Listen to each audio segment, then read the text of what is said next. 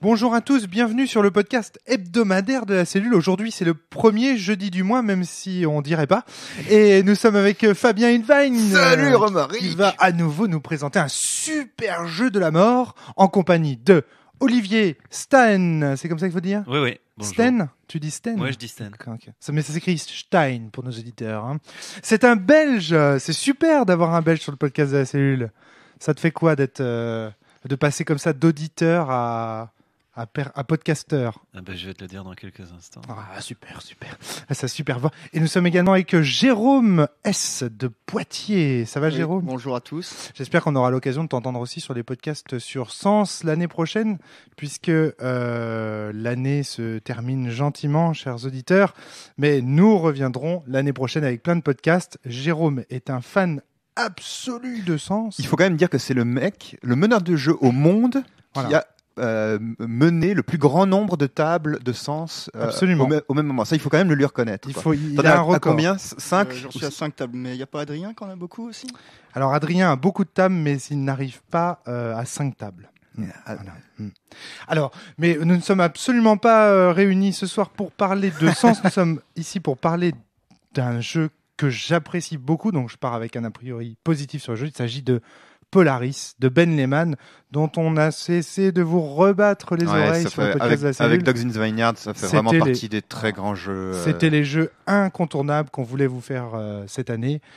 Fabien, Polaris, c'est toi qui t'en charge. C'est un jeu qui est sorti en 2005, donc à une époque où la Forge était avec nous. La Forge était déjà avec nous. Oui, puisqu'elle a fermé il n'y a pas très longtemps, il y a un an à peu près. Un peu, ouais. Bon. Toujours est-il que c'est un jeu qui est sorti à un moment où la Forge était pas très jeune, pas très âgée non plus, mais qui est bien nourri des théories forgéennes. Comment le présenter ? Alors déjà, on va parler un peu de ce qu'on y joue. C'est un jeu dans lequel on joue dans une civilisation qui se trouvait il y a fort longtemps à l'extrême nord du monde.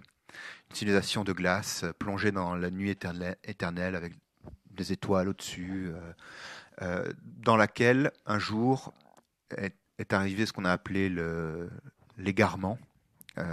C'est la traduction anglaise pour The Mistake, qui a lâché le soleil sur ce monde et qui a également lâché tout un tas de démons. Et donc les habitants de Polaris, qui étaient les êtres les plus beaux qui soient, qui pouvaient vous faire verser des larmes simplement en vous souriant, ou dont la voix était extrêmement mélodieuse et magnifique. C'est génial d'entendre Fabien nous parler de jeux comme ça. On commençait à mourir tout doucement, et la civilisation est en train de s'effondrer. Et nous jouons des chevaliers, des chevaliers des étoiles, qui est un ordre de chevalerie qui affrontent les démons pour tout un tas de raisons, mais notamment pour protéger ce qui reste des ruines de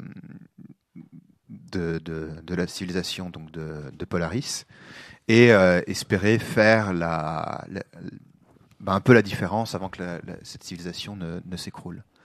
Il faut savoir, donc c'est un jeu qui raconte fondamentalement des tragédies, vraiment au sens fort du terme tragédie, c'est-à-dire on joue des héros, mais on sait que quoi qu'il arrive, ils finiront par se faire écraser en fait par la meilleure. Pour vous donner une idée, c'est que la meilleure chose qui puisse arriver à un chevalier des étoiles à la fin, c'est qu'il meurt. Et la pire chose, c'est qu'il devienne un démon. Parce que on va commencer par jouer des jeunes chevaliers un peu fraîchement émoulus, et puis peu à peu on va prendre de l'expérience, mais on va aussi se corrompre.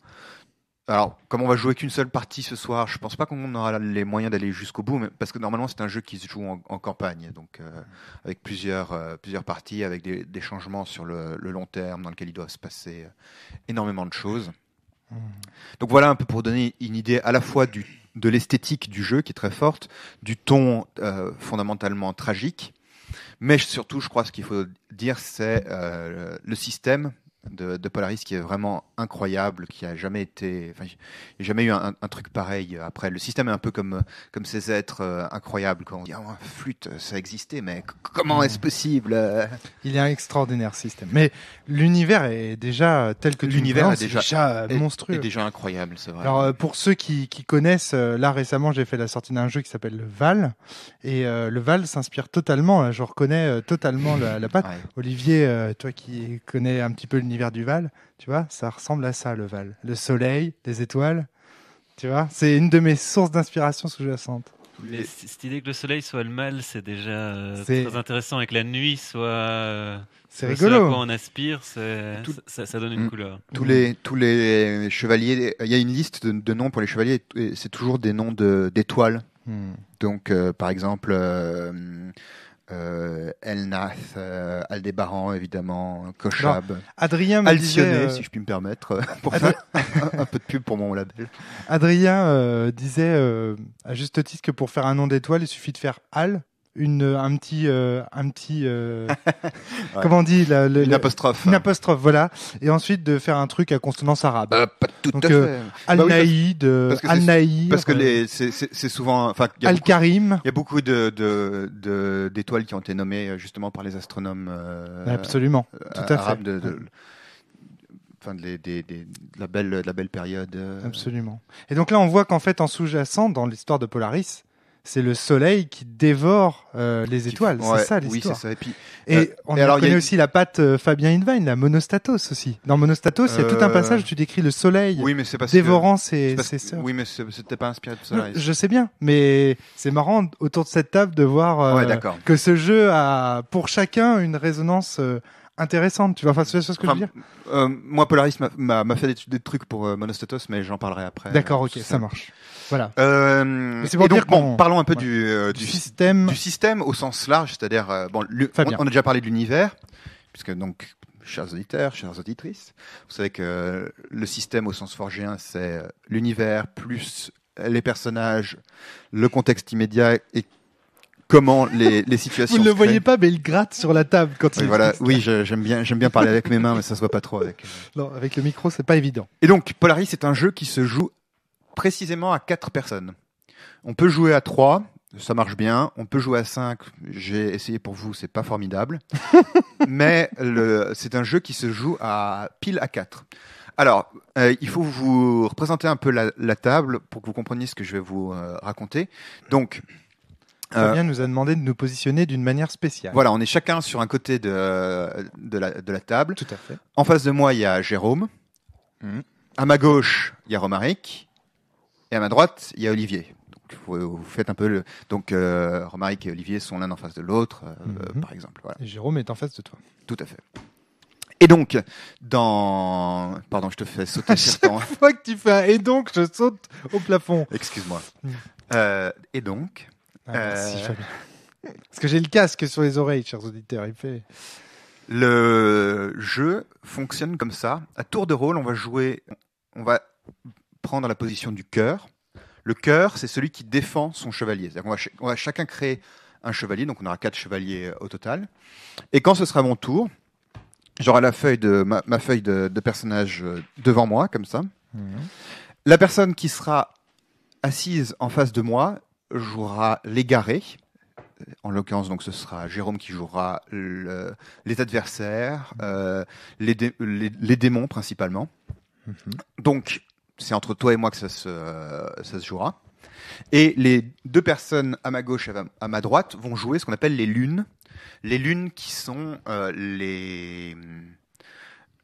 à la fois les arbitres, mais aussi, comment dire, ceux qui vont jouer des PNJ annexes. Alors, J'irai les à côté, en fait. Ceux qui ne sont pas directement des antagonistes, exactement. mais qui participent quand même de l'histoire Voilà, qu'on va raconter. Pour ceux qui s'intéressent à... Enfin oui, c'est une autre forme d'adversité en fait. Ouais. Même tes alliés sont des adversaires, sont des adversaires d'une certaine manière. Enfin, bon, ça c'est. Alors les lunes, il y a 2 lunes différentes, je crois. Il y a les lunes. Alors à ma gauche, donc Romaric jouera la nouvelle lune.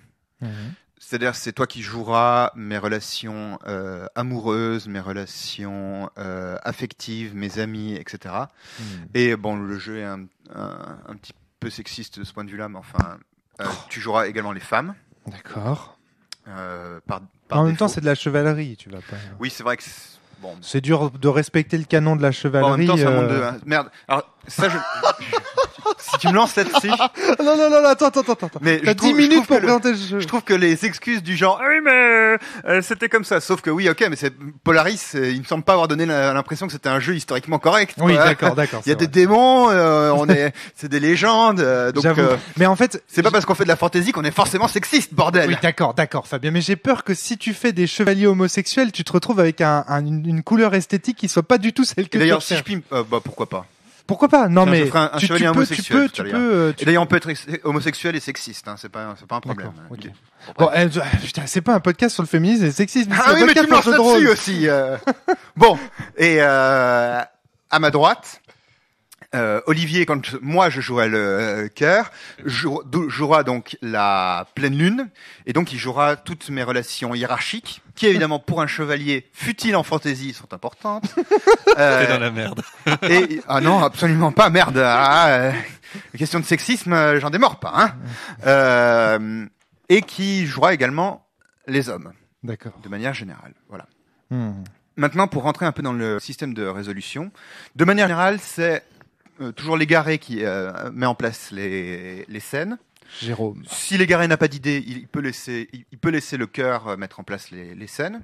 Très bien. Donc, mettons mon chevalier. Donc, je commence à dire. Oui, alors bon, on verra ça. On verra les phrases clés un tout petit peu après. Se promène dans des ruines. Il y a de la neige dessus. Et à ce là- moment-là, si je veux faire intervenir un antagoniste dans les ruines, Voilà. Tu dis, Tu dis. un démon, voilà, surgit, avec des longues cornes. Bon, ça vaut la peine de mettre de la couleur. Hein. D'accord. On a vraiment Je toute m'en la vais y mettre de la couleur. Et donc je dis, je dégaine mon épée des étoiles et je trucide le démon. Et là, seulement si le Voilà. fameux. il y a ce qu'on appelle des phrases clés qui font tout le charme et ce truc incroyable qu'il y a dans le système de résolution, qui sont une série de phrases clés. Donc, effectivement, je vais dire, je trucide le démon, et toi, tu vas me répondre, tu peux me répondre, ok, ouais, ça marche, tu trucides le démon. Ou bien, Je peux répondre seulement si mais seulement si, voilà. tu perds ton épée ce faisant, ou tu te perds un bras, ou que c'est. Exactement. enfin, Et alors, après, il y a tout un système de phrases clés comme ça, où alors on peut faire des allers-retours. Par exemple, je peux dire, ok, je perds mon bras, mais seulement si, ce faisant, je deviens un héros. Parce que c'est un démon, je sais pas, super important, etc., etc. Ouais. Et toi, tu peux répliquer aussi en disant, mais seulement si, je sais pas, ton épée est pourrie, ou bien l'âme du démon se retrouve à l'intérieur, etc., etc. Et après, il y a des phrases, il y a tout un tas de phrases pour engager une négociation entre toi et moi, du genre, oh là là, mais vous demandez bien trop. Enfin, enlevez le oh là là, mais Vous en exigez bien trop. vous en exigez bien trop. Et on peut aussi clore en disant ainsi fut-il. Ainsi fut-il. Pour dire. Je suis d'accord, on y va. Voilà. On résout finalement. D'accord. C'est un petit peu un système à la pile de Magic pour ceux qui connaissent Magic l'Assemblée. Alors, C'est-à-dire ça- qu'il y a un empilement d'actions et puis lorsque les joueurs décident de résoudre, on résout les actions au fur et à mesure. C'est exactement ça. Un peu de choses près. Alors, il y a un truc que tu as oublié de préciser, Fabien, si je puis me permettre. C'est Si que. je puis me permettre le choix je de puis monsieur me permettre n'est pas des plus judicieux. Tu ne te permets seulement rien, tu vas d'abord jouer à Polaris et ensuite tu te permets. Tu me soignes cette vilaine Polaris. Alors, attends. Arrête parce que on a déjà dit 14 minutes de podcast là, de merde. Alors donc, ce qui est important de préciser, c'est que ça va tourner. C'est-à-dire qu'à un moment donné, quand moi je vais jouer le cœur, du coup puisque je suis à gauche de Fabien, Voilà. c'est Fabien qui va jouer la nouvelle lune. La pleine lune. La pleine lune. Ouais. Oui, la pleine lune puisque tu es à droite. Jérôme qui va jouer ma nouvelle lune. C'est ça. Et Olivier qui jouera mes démons. Et une fois que ce sera à Jérôme de jouer, il jouera son cœur. Oui. Fabien Et sera ça, c'est son intéressant. démon. C'est-à-dire que c'est moi qui vais jouer Etc. l'égaré pour Jérôme et Jérôme va jouer l'égaré pour moi. Donc Parfois, soyez sympa l'un avec l'autre. Hein, avec Fred, on aime bien comparer les jeux à des trucs, comment dire, des relations amoureuses. Là, c'est un peu deux couples qui s'engueulent, quoi. Et puis à chaque fois, il y a des gens qui arbitrent. Et donc les lunes sont évidemment aussi les arbitres. Ouais. Pour terminer sur la présentation du jeu, il faut dire que donc dans certains cas, on peut gagner de l'expérience et en général, c'est pas vraiment une très bonne nouvelle parce qu'on devient de plus en plus fort, mais on devient aussi de plus en plus pourri, quoi. Voilà, c'est ça. Au point qu'il y a un moment où on peut négocier pour sa mort, justement, ce que je disais. Et si tu négocies pas pour ta mort, tu négocies ta mort. Ouais, c'est ça. Beau, au bout d'un moment, tu risques de devenir un démon, quoi, de passer du côté du chevalier, je sais plus, Solaris. Enfin bon, il y a des. Je vais pas détailler tout l'univers. Il y a plus de trucs, hein, quand même. C'est génial. L'univers de jeu est. Je suis allé assez vite sur l'ensemble. Et il faut signaler aussi que l'univers est. C'est bien sous-entendu que l'univers est toujours un ensemble de légendes. C'est-à-dire que c'est flou, c'était il y a très longtemps, c'est des gens dont nous, pauvres humains, nous ne pourrons jamais représenter quelque chose d'aussi formidable. C'est formidable. Vraiment, Polaris, c'est... et donc, il faut savoir que parmi les phrases clés, donc il y a les phrases clés dont on a parlé pour résoudre les conflits, il y a des phrases clés aussi pour interagir avec les lunes. Bon, ça... Vous lirez, je vous expliquerai ça tout à l'heure. Et il y a surtout des phrases clés pour commencer et pour finir la partie. Au début de la partie, on dit « Il y a bien longtemps, un peuple mourait à l'extrémité du monde ».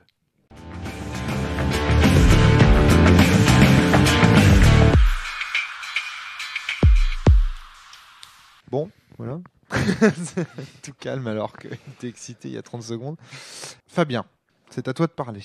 Qu'as-tu à dire sur cette partie ? Ou alors n'importe qui d'ailleurs, parce que j'ai l'impression que tout le monde avait envie de parler avant que les micros soient allumés. Et maintenant que les micros, étrangement, maintenant que les micros sont allumés, Olivier se tait. Juste par politesse, hein, ça va venir. Comme tout le monde ici, je crois. Alors, Olivier, voilà. Ouais. Micro unidirectionnel bien devant la bouche. Bien Très devant. bien. Alors, donc, tu disais... Rapport d'étonnement, parce j'ai que trouvé toi, c'est la première fois que tu joues au jeu, en fait. Voilà. Oui, tout à fait. Alors, tu disais que tu étais frustré parce que tu aurais voulu avoir la suite des histoires. Ce qui veut dire que pour moi, la partie était très intéressante et que globalement, j'ai vraiment pris mon pied, mais j'ai vraiment identifié un gros problème sur la question du démon. Alors, on va peut-être d'abord parler de ce qui t'a plu. Ouais, commençons. Il y a quand même un truc qui est important à préciser pour que les auditeurs comprennent bien, c'est que dans Polaris, on ne crée pas une histoire. En fait, on crée 4 histoires parallèles qui ne se recoupent pas. Tout à fait. J'ai essayé pour vous de jouer des histoires dans lesquelles ça se recoupe et c'est vraiment le bordel. Ouais. Enfin, moi, j'ai fait ma première partie de Polaris avec des histoires qui se recoupaient et effectivement, c'est complètement Donc, le bordel. il faut juste accepter ça, que c'est 4 histoires. Ce qui ne veut pas dire, comme l'a montré Olivier, ce qui ne veut pas dire que les histoires ne peuvent pas être intéressantes, quelle que soit la place qu'on a. Ouais. Mais c'est 4 histoires parallèles. Effectivement. Ça veut pas dire non plus qu'il y a qu'un seul joueur qui s'amuse. Ouais, Non. voilà, à chaque fois. Non. Il y a un joueur qui souffre et 3 joueurs qui s'amusent, effectivement. Donc, on peut peut-être parler un petit peu rapidement de nos personnages. Je pense qu'on va faire un petit tour de table avec les persos. Et puis, on reviendra aux impressions d'Olivier. Parce qu'il y a une demande des auditeurs de la cellule pour raconter au départ la fiction qui est jouée. Alors, moi, je m'appelais Menkent, un fou qui gardait une dame appelée Antares. J'étais son éminence grise et mon démon m'a fait trahir le peuple. En fait, m'a rendu paranoïaque envers le peuple de la dame Antares. Et à force, j'ai commencé à commettre crimes contre le peuple de la dame parce que je croyais que celui-ci était contre elle. Qu'il cherchait à lui nuire, etc. etc. Donc j'ai finalement ma paranoïa a gagné et en voulant protéger Dame Antares, je l'ai mise en danger. Et ton personnage est quasiment devenu un vétéran. Jusque-là, tu étais comme nous tous un novice. Et à force de jets d'expérience, de progression, là, en rappelant que la progression dans Polaris, c'est quelque chose d'horrible, puisque ça nous rapproche du démon. Tout à fait. Et tu es presque devenu un vétéran. Absolument. Donc, alors il faut savoir la moitié du chemin vers le côté obscur. Comme les auditeurs le savent, l'ont appris au cours des podcasts précédents, j'ai une chance absolue au dé. Donc j'ai fait systématiquement soit des 6, soit des 1. Les 6 quand il fallait pas, les 1 quand il ne fallait pas. Donc j'ai progressé très très vite, mais vers la tragédie. C'était beau. Surtout vers la tragédie. Mais c'était intéressant. J'étais- Intéressant, non? J'ai peut-être eu l'histoire la plus fulgurante, Ouais. mais la plus sanguinaire et la plus horrible. Quoi. C'est clair. Tout partait en couille direct. J'avais Ouais. aucune prise sur l'histoire. Mais ça va, à mon avis, revenir sur la discussion que je voulais ouvrir, mais j'ai l'impression que tu t'es délibérément pas mal pourri aussi. En fait. Oui, Ouais, tout à fait. Mais bon, voilà, j'aime ça un petit peu. On en reparlera de la reparlera. La diversité dans Polaris. Jérôme, qui était à ma gauche, donc c'était à toi de jouer après. Est-ce que tu peux nous parler un petit peu de ton personnage rapidement? Oui. Alors moi, je jouais Arcturus, un jeune chevalier novice Jérôme. qui est donc un soldat à ce qu'on a appelé la Porte d'Or. Vraiment un personnage assez classique. J'y ai pensé après coup, c'était pas volontaire au départ, mais ça faisait un peu Jon Snow dans Game of Thrones. Pour ceux Ah oui, qui c'est voient.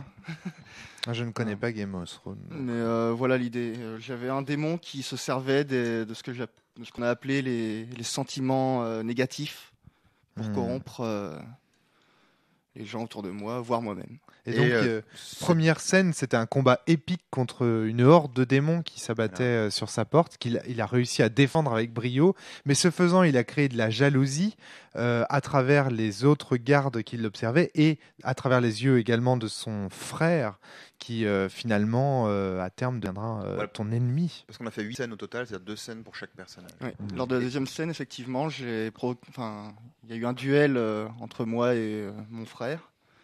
Oui. Qui s'est achevé par le bannissement de mon frère.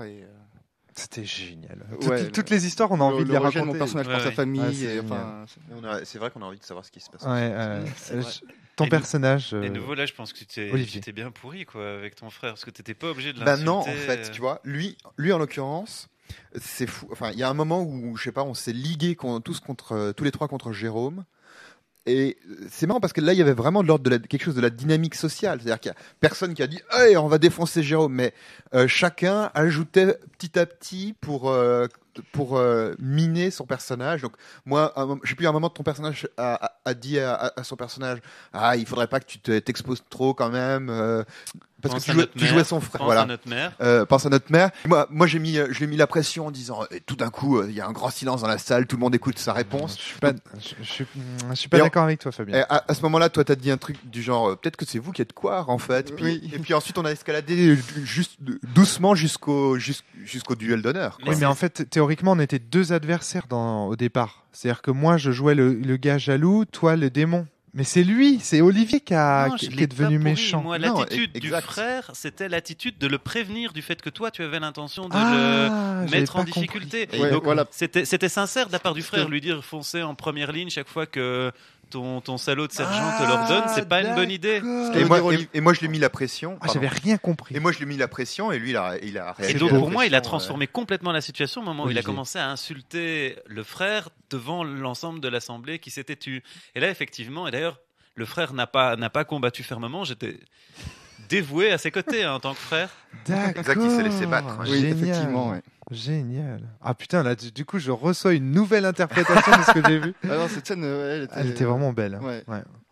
Parce Olivier. que c'était aussi ça le sens du message. Tu vas perdre 2 fois, que tu me battes ou que tu gagnes. D'accord. Donc moi, je jouais Olivier. Furud, le vieux duc, enfin pas vieux, mais vieux dans la mentalité quelque part. Donc il est jeune, mais c'est le duc de Fort Austral, qui en fait, pour moi, est vraiment une personnification d'une forme de paranoïa, une forme de peur, puisque son démon était comme une maladie qui se transmettait par la qualité de la relation qu'il avait avec les gens. Plus il était amoureux de quelqu'un, plus le démon pouvait Et donc, attaquer cette personne. Le démon s'incarnait aussi à travers la figure de l'œil. C'est chaque fois qu'il voyait un œil qui savait que le démon se manifestait à lui. Donc j'y voyais la paranoïa par rapport à une surveillance constante et la peur de laisser entrer quelqu'un dans son intimité. Donc ça, c'était le personnage.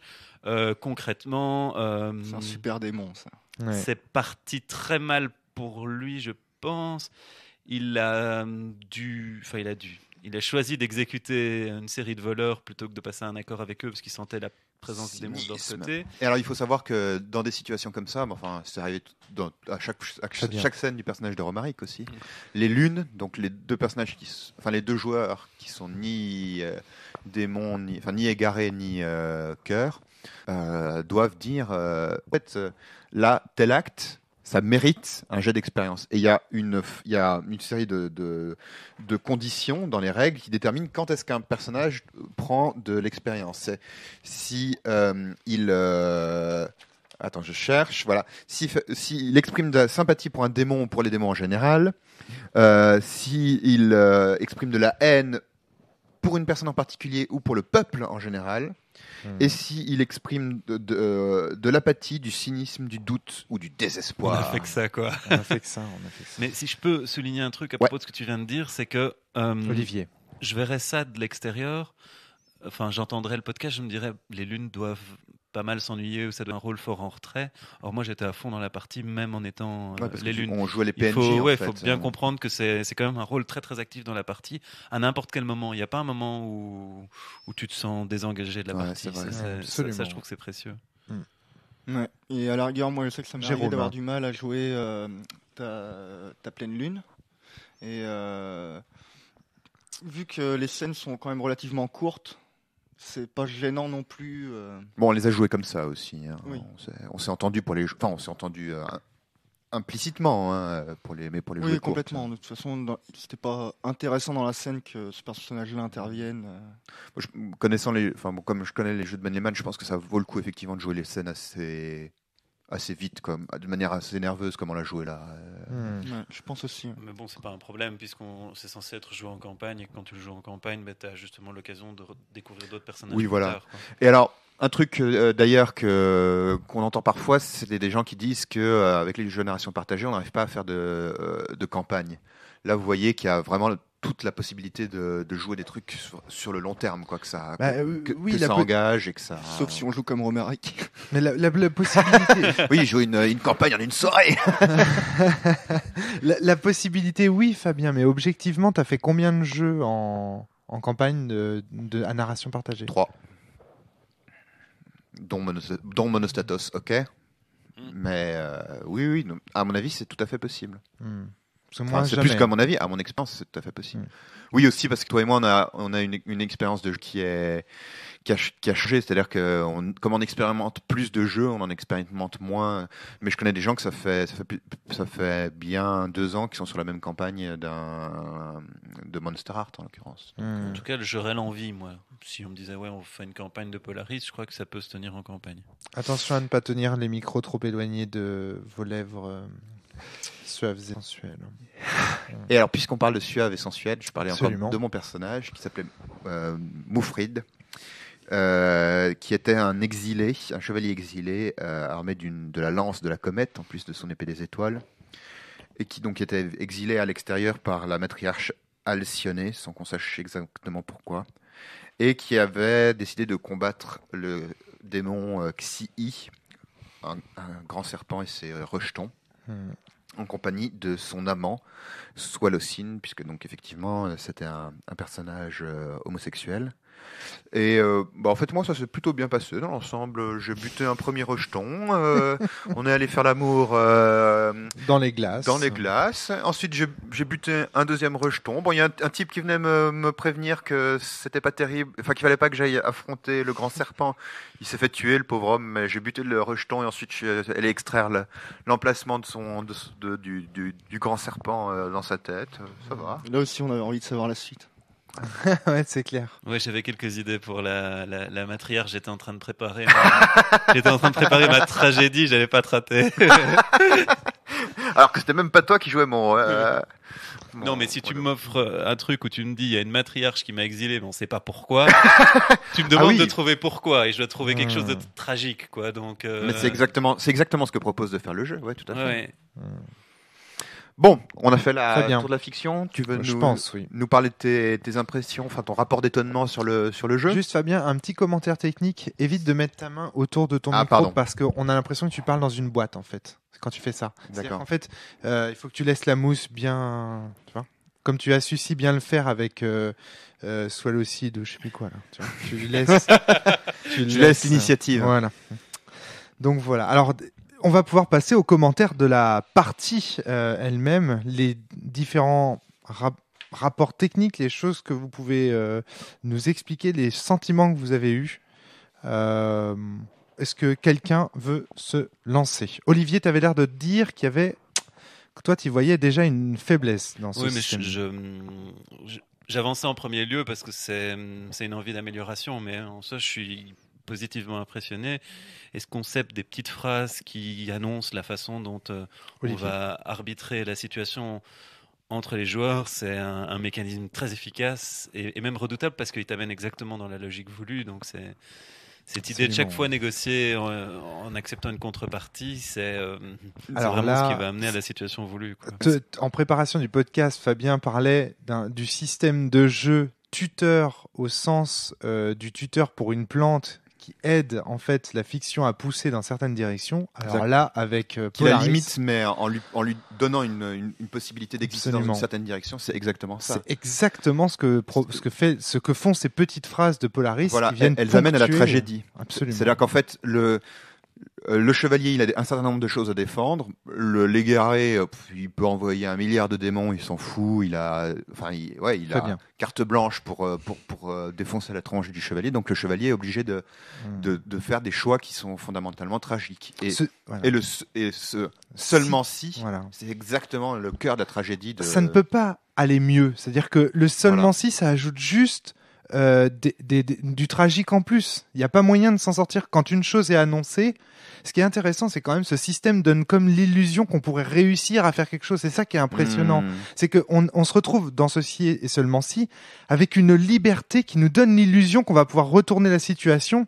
Mais en fait, on s'aperçoit que quel que soit ce qui va se dérouler, ce qui va se trouver, le X qui va se trouver dans ce si et seulement si X, eh ben, de toute façon, ça nous mène à la tragédie et ça nous pousse au tragique. Et c'est vraiment un système très piégique en fait, c'est-à-dire qu'on est emprisonné dans un système qui nous pousse nécessairement à une fiction tragique. Et ça, c'est vraiment une force, une puissance de système. C'est très subtil en plus parce que ça donne l'illusion qu'on est en train de gagner des choses, qu'on est en train de gagner des points d'expérience, qu'on est en train de remporter un conflit. Je suis vraiment d'accord. Alors qu'en fait, on est en train de perdre. Du point de vue de la fiction, on perd.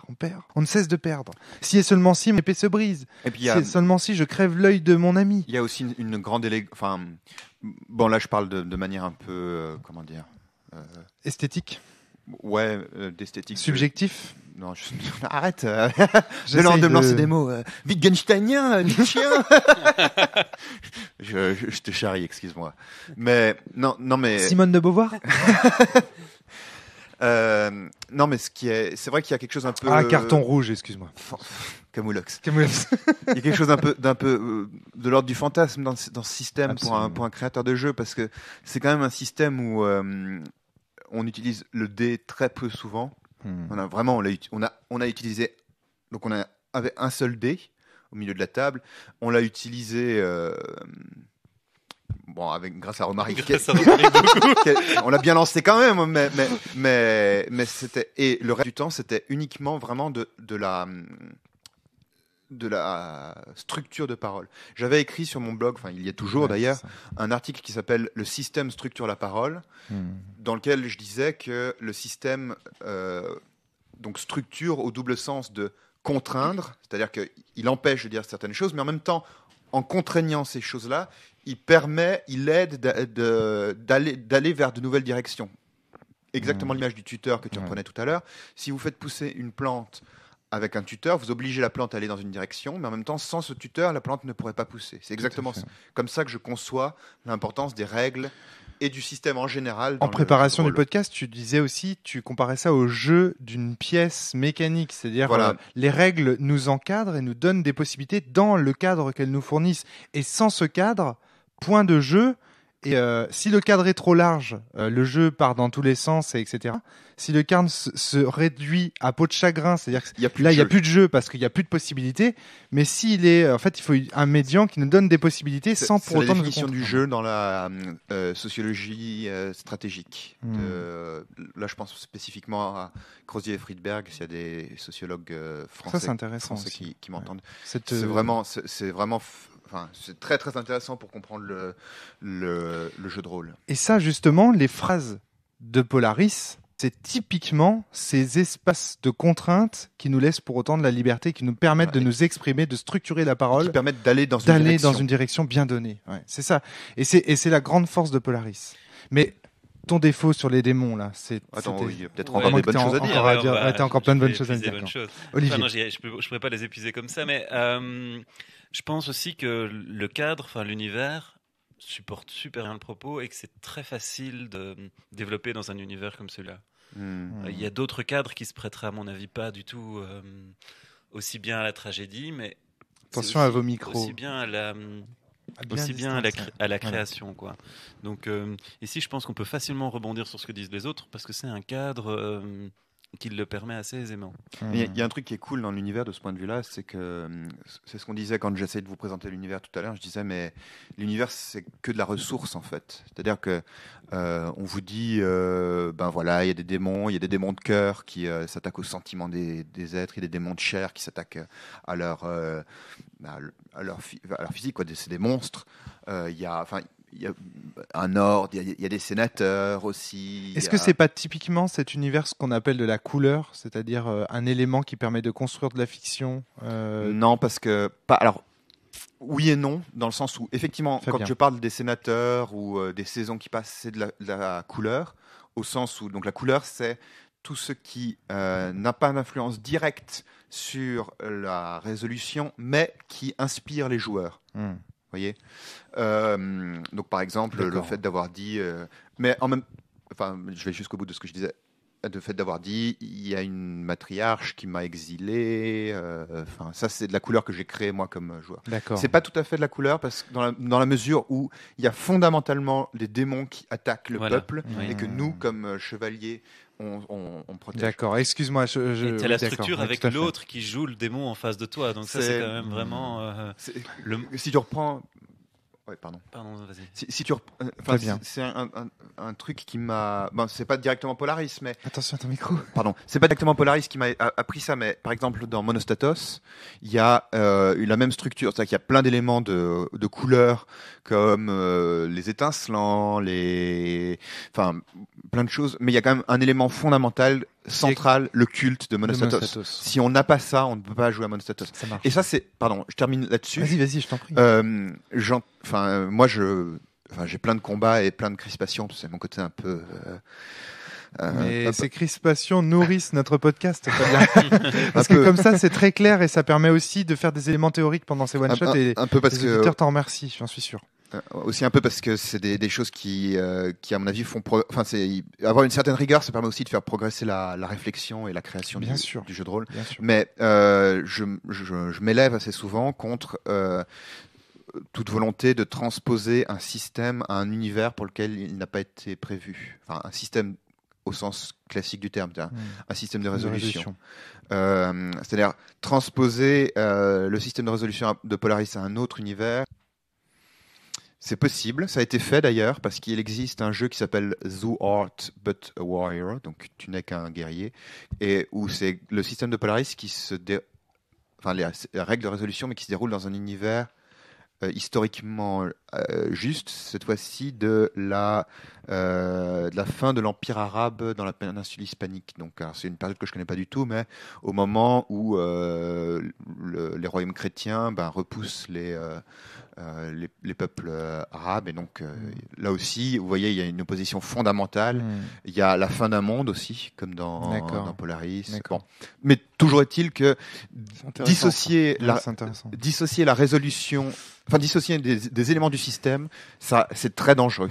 C'est ce qu'on appelle faire un hack. Les Voilà, rôlistes c'est ça. appellent souvent faire un hack. Par exemple, il y a Geronimo, notamment suite à notre podcast sur Dogs in the Vineyard, Fabien, dit de moi, qui nous disait qu'il avait fait un hack tout à fait jouable de Dogs in the Vineyard version Star Wars, alors que nous on disait que c'était pas possible. Ouais. Alors, toi tu dis, bon, attention à ce genre de choses. Ouais, ça a déjà été fait en plus, un hack de Star Wars. Non, je sais pas s'il disait qu'il Il l'avait en a- fait. Ah oui, Il d'accord. disait qu'il avait joué. Mais ça existe. Ça D'accord. existe. Il y en a Sur une Island. trentaine sur Internet. Oui, il y en a. Alors, j'aimerais qu'on revienne un peu sur Polaris, peut-être. Jérôme, tu voulais ajouter quelque chose, une dernière chose. Non, c'est Non. Alors, on revient peut-être un peu sur Ouais, Polaris. bien sûr.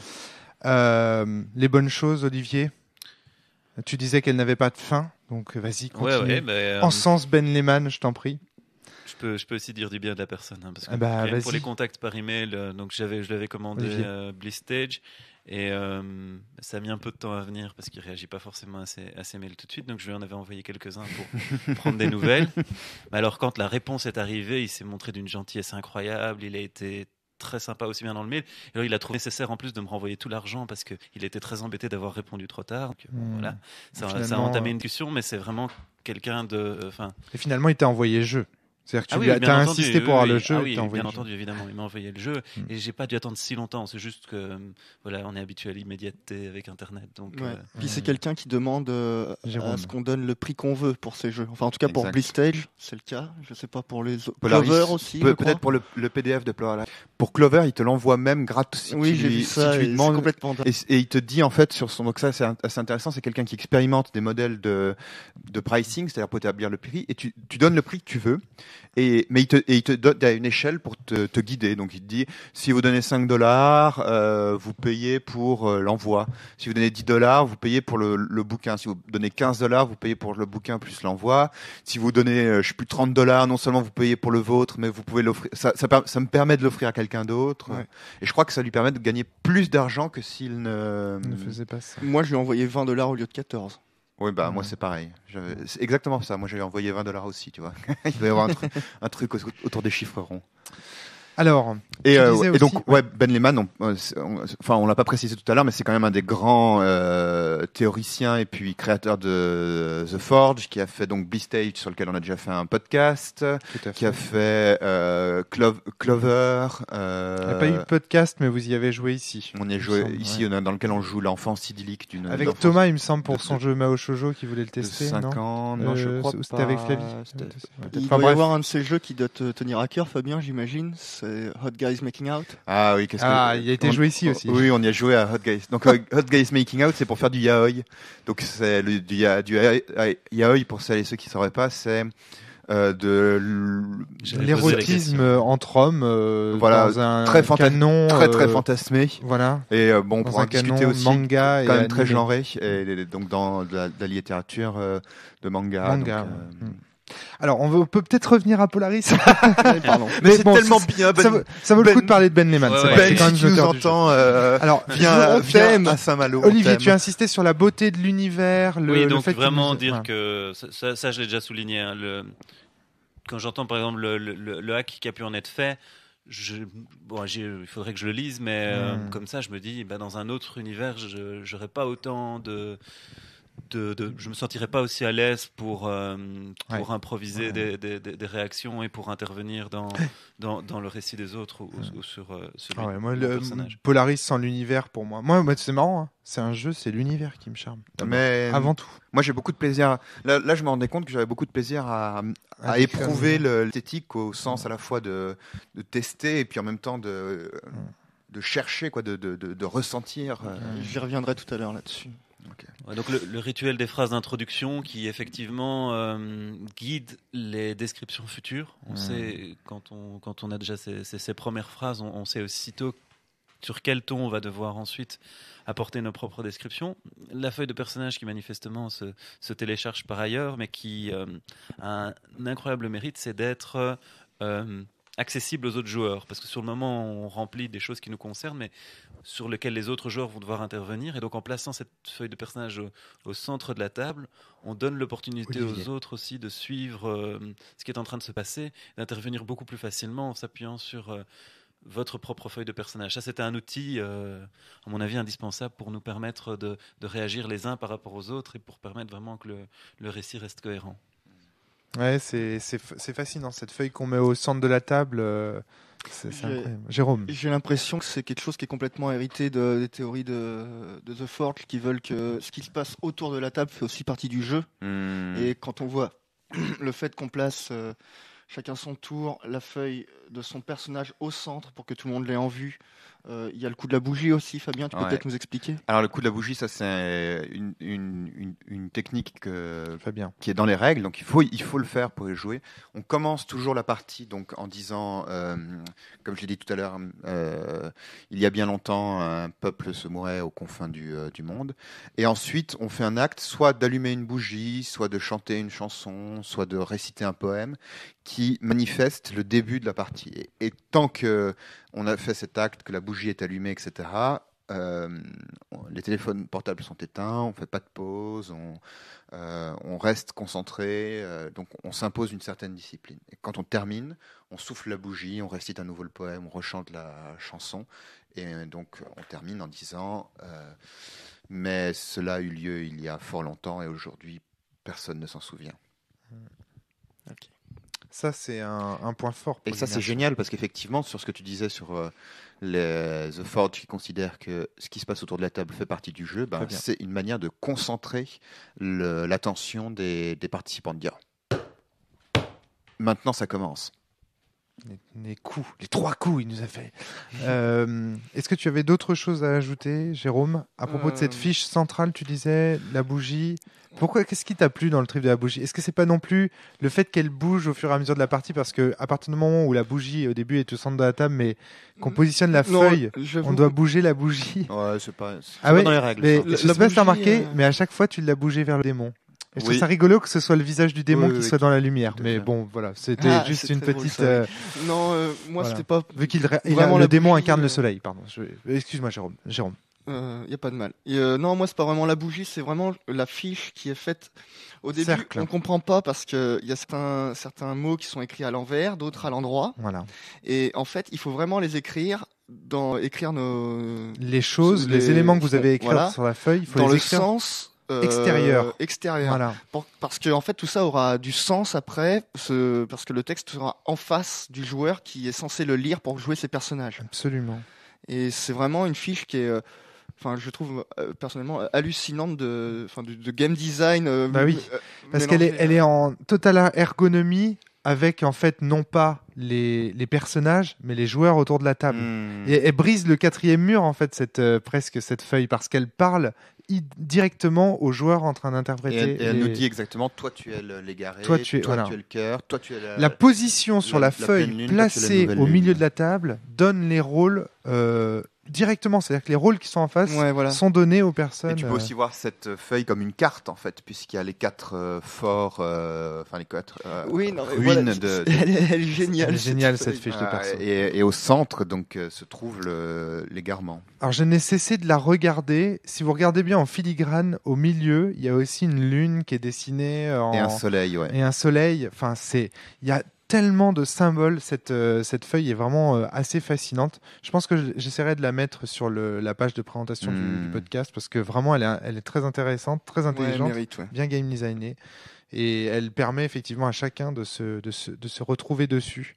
Parce que c'est vrai que c'est pas évident de retenir tous les noms au départ. C'est-à-dire que chacun, on crée notre démon. Donc imaginez, on est 4, ça fait 4 démons. Notre héros, ça fait 4 héros. On a 8 personnages. C'est vrai on crée 4 amours. À chaque fois, moi, j'avais besoin de revoir la feuille. Oui, moi aussi. Il y a des moments où j'étais là. Les noms. Alors attends, qui est-ce qui jouait? Ah oui, c'est vrai, c'était lui qui était. Oui, on a confondu le nom d'un chevalier et d'un autre. Ça nous est arrivé. Bon, au début, à la fin, ça roulait. Ça roulait, ouais. En 2 tours de table, c'était bon. Mais les histoires avaient pris leurs identités, et donc on se retrouvait tout de suite à reprendre une histoire qu'on avait envie dont on avait envie de voir la suite. À la fin, on s'en souvenait bien, mais c'est vrai qu'en plus les noms sont quand même des noms d'étoiles, donc ce sont pas toujours des noms qui ont des consonances très très faciles. Et encore, on n'a pas pris des trucs super super alambiqués. On a essayé de faire le plus simple possible. Il y en a quelques-uns qui ont style, Matar. Dalita Borealis, ça va quoi. Unukal Ai, Triangulum Australe. Alors, est-ce que tu as d'autres choses positives à ajouter, Jérôme, sur la partie des commentaires de game design? Moi, la première fois que j'ai joué à Polaris, tu avais l'air de dire en préparation du podcast, tu avais été réconcilié avec Polaris, avec la partie. C'est exactement ça, ouais. La première fois, je sais pas, j'avais pas réussi à me mettre dedans. Je sais pas vraiment pourquoi. Ça se trouve, c'était moi qui étais crevé. Légendaire de Romaric. Voilà quoi, mais qui t'a aidé à te mettre dedans. Aussi dire, j'ai eu l'impression que là, on a beaucoup plus. Tiens, ça tombe bien, c'est un point que j'ai noté. On a beaucoup plus couru vers les conflits que dans la partie que j'avais faite avant. Il y avait eu de l'évitement de la part des joueurs dans la partie que tu avais faite avant. Alors que là, on pas de l'évitement, mais disons qu'on avait été assez je sais pas comment bienveillants les uns envers les autres. Voilà, on n'était pas allé très très loin dans ce qu'on s'imposait les uns aux autres et dans les conditions qu'on s'imposait. T'as joué avec Fred, toi, c'est ça? Oui, c'était ça. Mais enfin, c'est l'impression que Attention à ton micro, Jérôme. C'est l'impression que j'en ai. Peut-être que je sais pas. Hein, Alors moi, je veux dire, cette partie m'a aussi réconcilié, mais parce que j'ai joué avec un autre Fabien Chams, que je salue. Je le salue aussi. Très amicalement, mais la dernière partie que j'avais joué avec lui, on fonçait un petit peu trop vite à mon goût au conflit. Mais ça, c'est un autre. Et donc moi, ça m'a plutôt réconcilié parce que j'ai trouvé qu'on c'était sec, dans le sens où c'était. Romaric, c'était plus que sec. Hein. Ouais, mais moi je suis bon. Romaric, il se flagelle à lui-même. Quoi, non, mais c'est pas vrai. Super quand même. C'est que les démons que représentait Olivier étaient très très bons. C'est vrai. C'est ça. Chaque fois que je disais je t'aime à un personnage, il le prenait, il le manipulait et il me le balançait dans la gueule. Non, c'était pas à ce point-là. Tu te rends pas compte. T'as ouvert les portes toi-même. Tu dis, je me retrouve devant la foule et je la regarde en la méprisant. Ou quelque chose de cet ordre-là. Oui, c'est vrai que t'as quand même commencé comme ça. Ça, c'est vrai. C'était une main tendue vers le fait que quelqu'un surgisse de la foule. Et en plus, c'était immédiatement immédiatement un jet de cynisme, enfin un jet d'expérience pour le cynisme. Moi, ce que j'ai essayé de comprendre, c'est à quel type de démon tu cherchais à être confronté.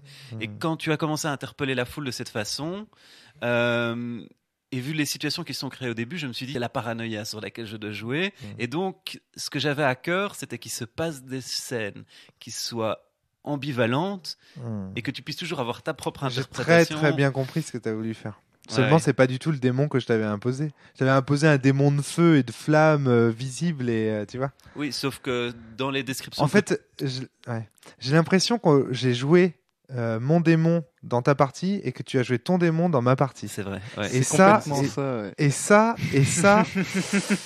en fait, je vais te dire un truc. Et ben ça, c'est un défaut de Polaris. Moi, je pense que ça ne devrait pas être au joueur d'établir son démon. Ça devrait être à l'autre en face. Alors, du coup, ça fait qu'on a envie. Là, on commence à parler des défauts qu'il pourrait y avoir dans Polaris. Je suis pas tout à fait d'accord avec ce que tu dis. Bon, à mon avis, je propose ça. Il y a sans doute un problème dans l'adversité à Polaris. Très bien. Je pense que le problème n'est pas là, cependant. Dans le sens où, par exemple, moi, j'avais très envie que mon démon soit vraiment un démon de chair. J'avais envie comme ce que j'ai fait, quoi, de super combats avec des démons. Je les tranche en deux, je saute avec ma silhouette sur la lune, donc. Si tu me décides, ah bah non, en fait, ton démon, ce sera un démon diplomate et vicieux et retors, bah tu m'enlèves un peu de l'héroïsme qui ça, je suis d'accord. Qui m'intéressait. Donc, c'est le problème. À mon avis, c'est bien que le jeu soit comme ça. En revanche, à mon avis, là où le démon, enfin, c'est pas le démon, c'est plus l'adversité pose problème dans Polaris. Polaris, j'allais dire dans Romaric. Mais oui, pourquoi pas. C'est toujours ça, de toute façon. On sait bien que il est vraiment tard. Hein. L'adversité dans Polaris, donc, c'est que il y a ce mécanique de seulement si qui, disons qu'il faut jouer avec des gens avec lesquels on est bien, on est en confiance. Ce soir, ça allait très bien entre nous quatre.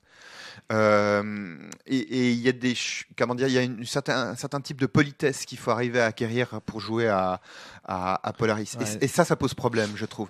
Attends, j'aimerais expliquer ce que j'entends par là. D'abord, pourquoi ça pose problème ? Parce que moi, je continue à penser qu'un bon jeu, c'est un jeu dans lequel, pour prendre du plaisir et pour profiter à fond du jeu, il suffit d'appliquer les règles. Et donc, s'il n'y a pas les règles, si les règles sont bancales, exigent de l'intelligence ou enfin une certaine adaptation de la part des joueurs, c'est que le jeu n'est pas entièrement parfait. Évidemment, il faut toujours qu'il y ait un peu de ça, mais moins il y en a, mieux c'est. Bref.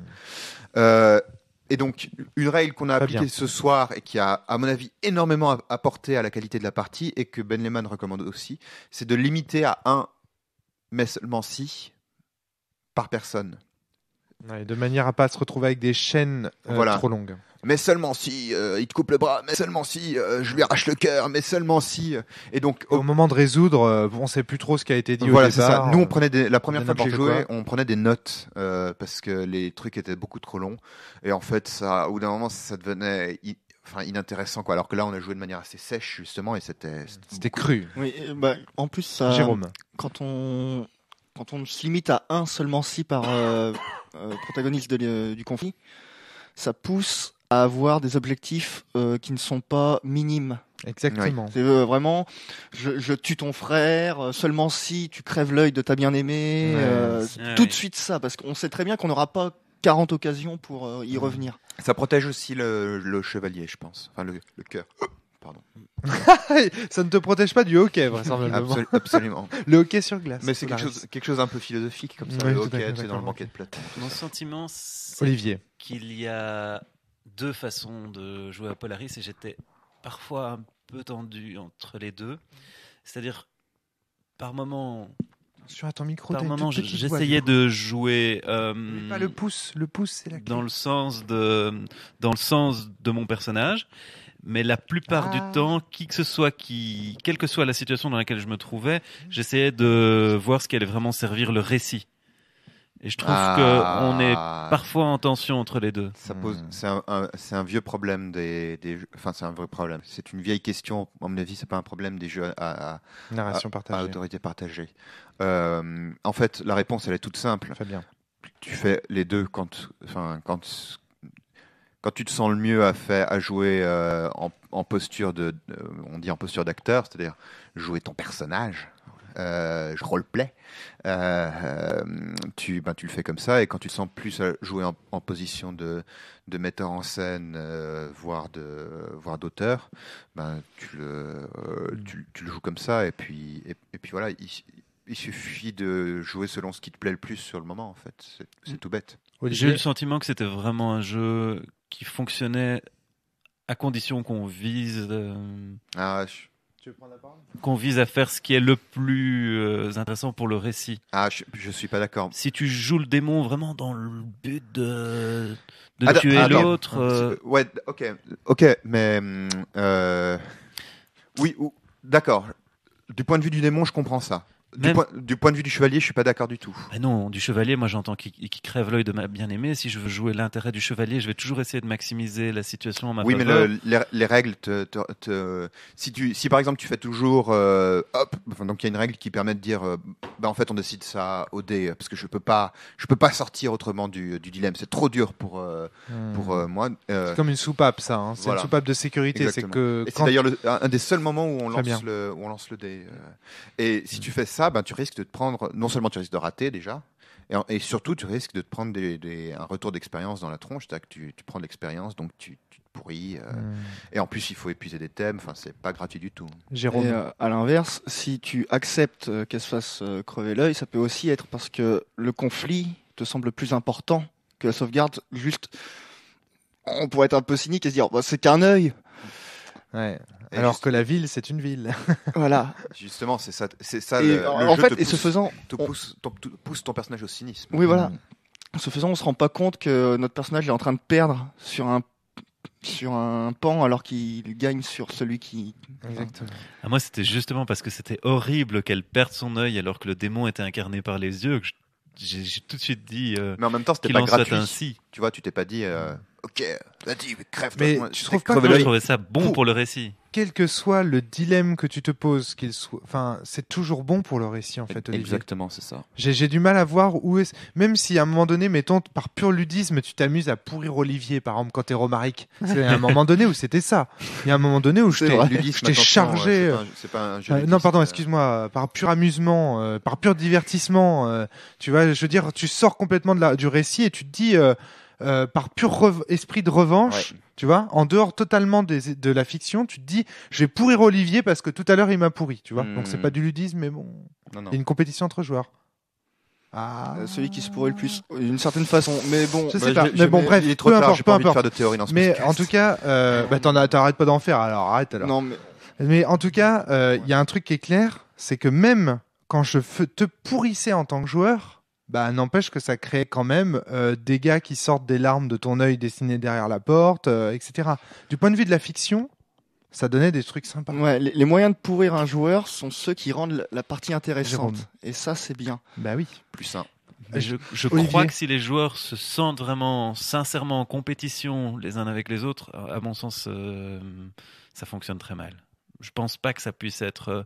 À ce moment-là, ça devient une espèce Ah, de ça, bras de ça, fer je suis assez d'accord. désagréable. Tourner Je la suis tout à fait d'accord caricature. pour l'avoir vécu. Ouais, je suis d'accord avec, je suis d'accord avec toi. Si tout tourne autour de la compétition, ça marche pas. Mais que de temps en temps, il y ait des moments où tu as envie de faire souffrir l'autre parce qu'il t'a fait souffrir juste avant, c'est pas tellement de la, enfin, tu vois, c'est pas toujours, c'est des C'est moments, tu vois ce que je veux C'est-à-dire dire? qu'il y a une différence entre jouer l'adversaire Voilà. de quelqu'un Voilà. et être l'adversaire de la personne Tout à fait. dans la réalité. Mm. Le jeu, c'est clairement pas la deuxième solution. Tout à fait. C'est clairement la première. Tu joues l'adversaire du personnage. Mais bon, voilà, c'est en même temps, plus tu fais souffrir. Mais c'est aussi pour ça que Ben Lehman a choisi de positionner le démon en face du chevalier. Ouais. Ouais. Parce que quand tu joues le chevalier, je joue ton démon. Sous-entendu, tu veux de la réciprocité. Il va y avoir de la réciprocité. Et je suis sûr que Ben Lehman y a pensé et qu'il l'a voulu, ça. C'est pour ça que le jeu est parfait à 4, un peu moins bien à 3 parce que. C'est deux couples qui s'engueulent, c'est ça que tu Ouais, disais. c'est ce que tu disais, Exactement. Fabien, Deux couples ouais. qui s'engueulent, tout à fait. Alors, moi j'ai des retours à faire aussi. Est-ce que vous avez d'autres choses à dire? Moi, Ouais. Fabien, peut-être d'abord, non? Vas-y, Fabien, Jérôme. ok. Bon, Moi, j'ai 2-3 choses à dire à propos de la narration partagée, parce que ça fait plusieurs fois que on cite le mot, quoi. Jérôme. Alors déjà, bon, tout à l'heure, tu as parlé des campagnes à narration partagée. Moi, je pense que ça marche. Bon, j'ai des exemples à moi, mais il y a quelque chose que moi, je trouve vraiment dur avec les jeux à narration partagée. C'est que ça demande... des fois, ça peut être intimidant. Moi, je sais que je joue souvent avec Frédéric Sintès. Là, on avait Fabien à la table. C'est des gens qui mettent tout de suite la barre très très haute niveau esthétisme. Quand Fabien a ouvert la partie en décrivant le froid sur son personnage et tout ça. Oui, Non, je sais, je suis non, génial. vraiment, non, c'est très très fort et très très chouette tout de suite. Oui, mais attention, à ce que ton génie ne se retourne pas contre toi. C'est-à-dire que ce qu'il est en train de te dire là, c'est qu'en même temps, c'est génial, mais en même temps, c'est intimidant. Et du coup, Ouais, Tu c'est vois pour ça que je t'ai dit merci Ça quand peut tu as faire peur. choisi un démon simple. Parce que vraiment, tu aurais choisi un démon compliqué, j'aurais été super intimidé de devoir interpréter quelque chose Ouais. de complexe devant quelqu'un comme toi.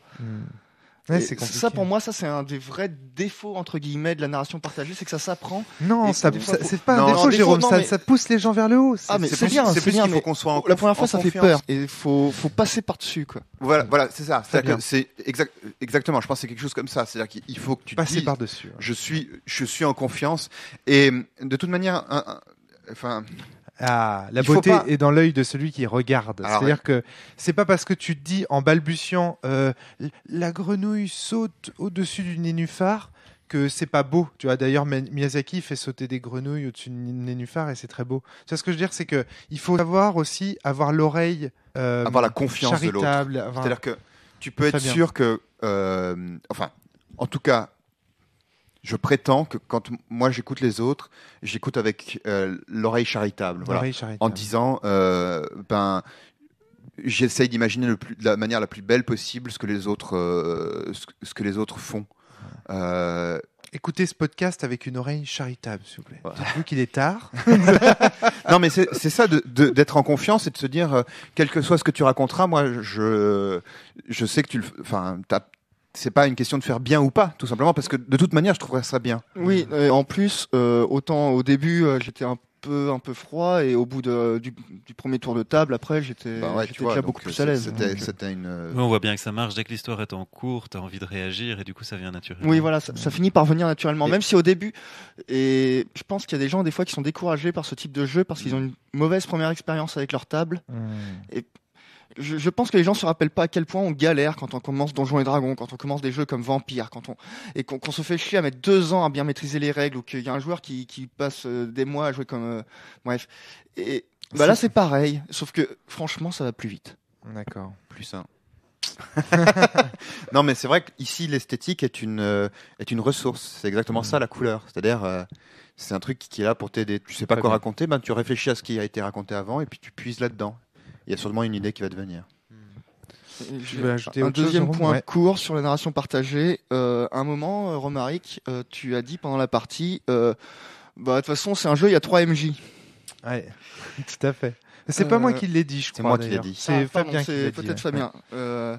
Alors d'ailleurs, oui, à mettre en relation, c'est vraiment donc les 3 qui s'amusent pendant qu'il y en a un qui souffre. Mhm. Je suis pas, disais ça, aussi. je suis moins d'accord. Non, mais- c'est une boutade, C'est une les gars, boutade, oui. attendez. Oui, je précise à la rigueur, Ouais. c'est vrai. Mais est-ce que par rapport à ce qu'on appelle un jeu de rôle classique, même le joueur serait pas vraiment un peu MJ parce qu'il a quand même de l'autorité sur l'univers. Enfin, Alors, je sais pas. Enfin, quand on joue à 3 MJ, est-ce que c'est vrai, est-ce que c'est la difficulté de ce que tu dis, c'est qu'est-ce que c'est un MJ? Ouais. La difficulté en fait, le problème, c'est que Ah. il n'y a pas de jeu sans MJ. Et je dis ça en pleine connaissance de cause. Hein. J'ai des prosopopées, les cordes sensibles et quelques autres, et y compris Polaris. Il n'y a pas de jeu sans MJ dans le sens où toutes les fonctions habituellement dévolues au MJ dans un jeu de rôle traditionnel existent dans n'importe quel autre type de jeu de rôle, parce que c'est des fonctions qui sont nécessaires pour créer la fiction. Tout à fait. Elles Simplement sont juste différemment réparties. Exactement. Et c'est exactement pour ça qu'on parle d'autorité partagée.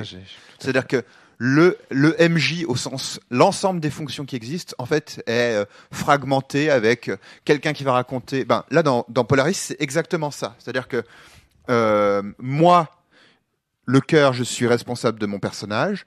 Toi, tu es responsable des personnages avec un lien affectif. Toi, des personnages avec un lien hiérarchique. Toi, tu es responsable de mes adversaires directs, donc du démon. Et la plupart du temps, c'est toi, l'égaré, qui va mettre en place les situations pour moi. Alors, très bien. C'est-à-dire que tu expliques ça dans le détail, mais il y a une façon beaucoup plus simple de l'expliquer. C'est que dans un jeu traditionnel, le MJ, il joue quoi? Il joue les personnages qui ne sont pas des joueurs, les PNJ, et le décor. C'est exactement ce que font les 3 joueurs en face du chevalier. Voilà. Et donc voilà, c'est pour Alors, ça le que chevalier j'ai a l'impression- aussi une autorité sur le décor. S'il veut dire Oui, tout à fait. il y a une charrette, il Et y a même une sur charrette. l'univers, Tout à fait. sur l'univers, quoi. Tout à fait. Oui, en plus. Oui. En même temps, quand tu es le PNJ quand tu es les PNJ qui sont amicaux, les relations affectives proches, tu es presque plus un joueur en second lieu qui vient supporter le. Alors en fait, Mais si on regarde un bouquin la comme- bonne explication, c'est celle qu'a donnée Fabien Oui. au début. C'est-à-dire que dans un jeu à narration partagée, la narration est partagée. Mais les rôles du MJ sont justement partagés. Ils Ouais. sont Mais alors, répartis. pour- Rien que C'est pour ça, ça, je suis là. content d'avoir posé la question. il faut être complet pour répondre à ça. Il y a encore des rôles Très du bien. MJ traditionnel qui sont de dire les règles et de Tout à dire fait. au sens de même faire les arbitrages. Alors que ici, par exemple, les arbitrages sont faits par les lunes, et en plus les règles sont en fait prises par un animateur qui va les dire. Tout à En fait. l'occurrence, c'était moi parce que c'était moi qui présentais le jeu. Tout à fait. Mais ce qui ne veut pas dire que j'avais le droit de changer les règles, contrairement à un MJ traditionnel. Et puis, bon, il y a d'autres fonctions qui peuvent être dévolues au MJ dans un jeu de rôle traditionnel, mais Une voilà. petite Olivier remarque, c'est que Oui. par exemple, à un moment, c'est toi qui as dit attention, il faudrait quand même que les autres n'interviennent pas pour laisser la parole. Enfin, ça, c'est un rôle. Enfin, ici, je pense que tout le monde était de très bonne volonté, mais en essayant, vraiment en me creusant la tête pour chercher une critique, parce que celle-là est pas très forte, mais je crois quand même que c'est important que les joueurs à la table se rendent compte qu'ils doivent Ils ont une responsabilité modérer. aussi. Ouais. Mais tu vois, ça, je De l'ai modération. Ça, je l'ai pas dit en tant qu'animateur ou en tant Fabien. que supérieur, tu sais, qui donne la parole comme donne d'autres distribue la soupe, quoi. C'est juste qu'à un moment, je me suis dit, ah merde, Jérôme, il parle plus, alors que c'est son personnage qui est quand même au centre. Nous, on n'arrête pas de le charger. J'ai dit, attendez, les mecs, vous voulez pas lui laisser un peu la parole? Vas-y, dis-nous ce que pense ton personnage de la situation, comment il réagit, qu'est-ce qui se passe, tu vois. Non, mais mais je l'ai dit en tant que membre du groupe. Oui, mais je dis pas le contraire. De toute façon, Quelqu'un je pense d'autre pas que aurait le pu MJ le dire. donne la soupe. Non, mais quelqu'un d'autre aurait pu le dire. À un moment donné, c'est très bien toi qui aurais pu réagir en disant attendez les gars. Mais comme la D'ailleurs- responsabilité n'est pas attribuée, il pourrait c'est au se groupe. faire que personne Ouais. ne prenne l'initiative de jouer ce rôle par Dans moment. ce cas-là, c'est le joueur lui-même qui le dira. Attendez les gars, vous me laissez plus parler là. Bon, et puis après, il y a une dimension du contrat social aussi. On est entre nous et on joue avec une certaine Oui, c'est ça. Je bienveillance, pense que quoi. dès lors qu'on a cette base. C'est ça. Et puis là, il y a des rapports humains aussi. Tu sais bien, quand t'agaces quelqu'un, t'as juste à le regarder. Si tu vois qu'il sourit pas ou que tu le fais chier, tu vois que tu le fais chier. Ouais, mais je vois ce que veut dire Olivier. Oui, moi aussi, bien sûr. Jouer à ce jeu en convention avec Jérôme. des inconnus, ça me ferait peur. Ah bah non, mais c'est pas un jeu à jouer. Mais vous avez vu comment le jeu vous pousse à l'intimité? C'est-à-dire que la bougie, le fait que la feuille soit posée au milieu de la table, ça oblige les gens à se rapprocher les uns des autres. C'est un jeu qui pousse nécessairement à l'intimité. C'est un jeu à jouer chez soi, dans l'intimité. C'est pas un jeu de convention. Il me semble que Ben Lehman l'a beaucoup joué en convention et Ben- que même c'est comme ça que le jeu. Alors, J'y pense parce que ça me passe par la tête et comme moi, il je est tard, pense que je t'en tires risque- pas la substantifique moelle en Ok. jouant en convention. Mais enfin, ça doit être Ok. possible. De la même manière que le sens. Oui, non, mais tu l'intimité aide le Ah, jeu. d'accord. C'est ça que je veux dire. L'intimité tiendrait plus pour vois. ce jeu. Je pense à un truc, juste Très pour bien. l'anecdote. C'est intéressant de savoir comment ce jeu est né. Ce jeu est né d'un concours organisé sur The Forge. Comme il y en a encore beaucoup, il y en a même un qui s'organise, enfin ça s'organise très régulièrement, dans lequel on dit, bon ben, en 24 heures ou en une semaine, vous devez créer un jeu de rôle en prenant 4 mots, 2 mots parmi 4. Et donc, par exemple, Attention à ton micro. un jeu comme micro, Lèvres, lèvres, rapproché, pouce. mousse, pouce. Camoulox. Euh, On avait eu. Et donc là, c'était glace et chevalier, je crois, ou quelque chose comme ça qui avait été qu'il avait utilisé. Il a créé ce jeu comme ça, ce qui est quand même assez impressionnant, quoi. Bon, évidemment, il l'a pas créé en une semaine ou en 24 heures, mais c'est ce qui a donné l'impulsion initiale. L'impulsion initiale. Hein. D'accord. Moi, j'ai un truc aussi à raconter à propos de Polaris, Mhm. qui est que Très en bien. fait, c'est en jouant à Polaris que je me suis dit que j'ai réussi. Enfin, une des nombreuses étapes qui m'ont permis de me dire, ok, Monostatos c'est terminé et je suis prêt à le publier, c'est de jouer à Polaris et de me dire, ben en fait, Polaris, qui est quand même un jeu qui est vachement bien, il y a quand même quelques trucs quelques mécaniques qui rognent un peu, quoi, qui coincent un peu. L'adversité, elle est pas si bien réglée que ça. Enfin, Parfois ça coince parce Voilà. que on fait des propositions sur le futur, c'est parce ça. qu'il y a des conflits entre joueurs alors que logiquement le C'est ça. système ne le prévoit pas. Il y a plein de choses Donc, comme ça qui ne sont et pas en fait, forcément- de me rendre compte de ça, ben, ça m'a vraiment libéré. Je me suis dit, Ah bah oui, les jeux ne sont pas forcément Ah, parfaits. voilà, on peut avoir d'excellentes parties et d'excellents jeux avec des jeux qui ne sont pas parfaits. Tout à fait. Et à partir de là, je me suis dit, bon, dans Monostatos, il y a ces défauts-là que je veux régler et que je réglerai et que j'ai réglés. Et il y a d'autres défauts que j'accepte. Je sais qu'ils existent, mais ils me semblent être vraiment mineurs par rapport au fait que le jeu, de manière générale, permet. C'est un jeu d'une façon générale, Polaris, qui nécessite que les joueurs autour de la table soient intelligents et le maîtrisent comme il doit être maîtrisé. Je pense que il suffit juste. Tous même les titre- jeux sont plus ou Au moins même comme titre, ça. Ouais, tu me enfin, diras. comme dans le podcast sur Dogs, Ouais, très bien. je crois qu'en me citant moi-même, je peux dire que je disais que Dogs c'était un instrument de musique. Oui, C'est-à-dire qu'il faut que le meneur de jeu apprenne à bien utiliser Dogs Tout à fait. et qu'il y a un certain nombre de choses à faire. Bah, Polaris, c'est un peu la même chose, sauf Pareil, ouais. qu'il faut tous qu'on apprenne à bien l'utiliser. Et je pense qu'il faut vraiment qu'on accorde nos violons pour. ouais, je pense filer aussi la qu'il y a métaphore. encore Ouais. une fois un C'est-à-dire truc que d'intimité aussi. Il Mais y a un bon. truc, enfin, mais c'est de l'ordre de l'intimité aussi. Bien C'est-à-dire, sûr, bien sûr. nous, dans le groupe de 4, il faut qu'on se mette d'accord au moins à un niveau inconscient ou supérieur sur ce qu'on a envie de faire avec notre histoire, quoi. Moi, je crois que Olivier. beaucoup des critiques qu'on soulève là, ça tient à la précipitation avec laquelle on a joué. C'est-à-dire, Non, je crois pas. on a créé les personnages assez vite. Mhm. On aurait... Bon, je sais que voilà, on jouait dans un temps restreint, mais Oui, c'est vrai.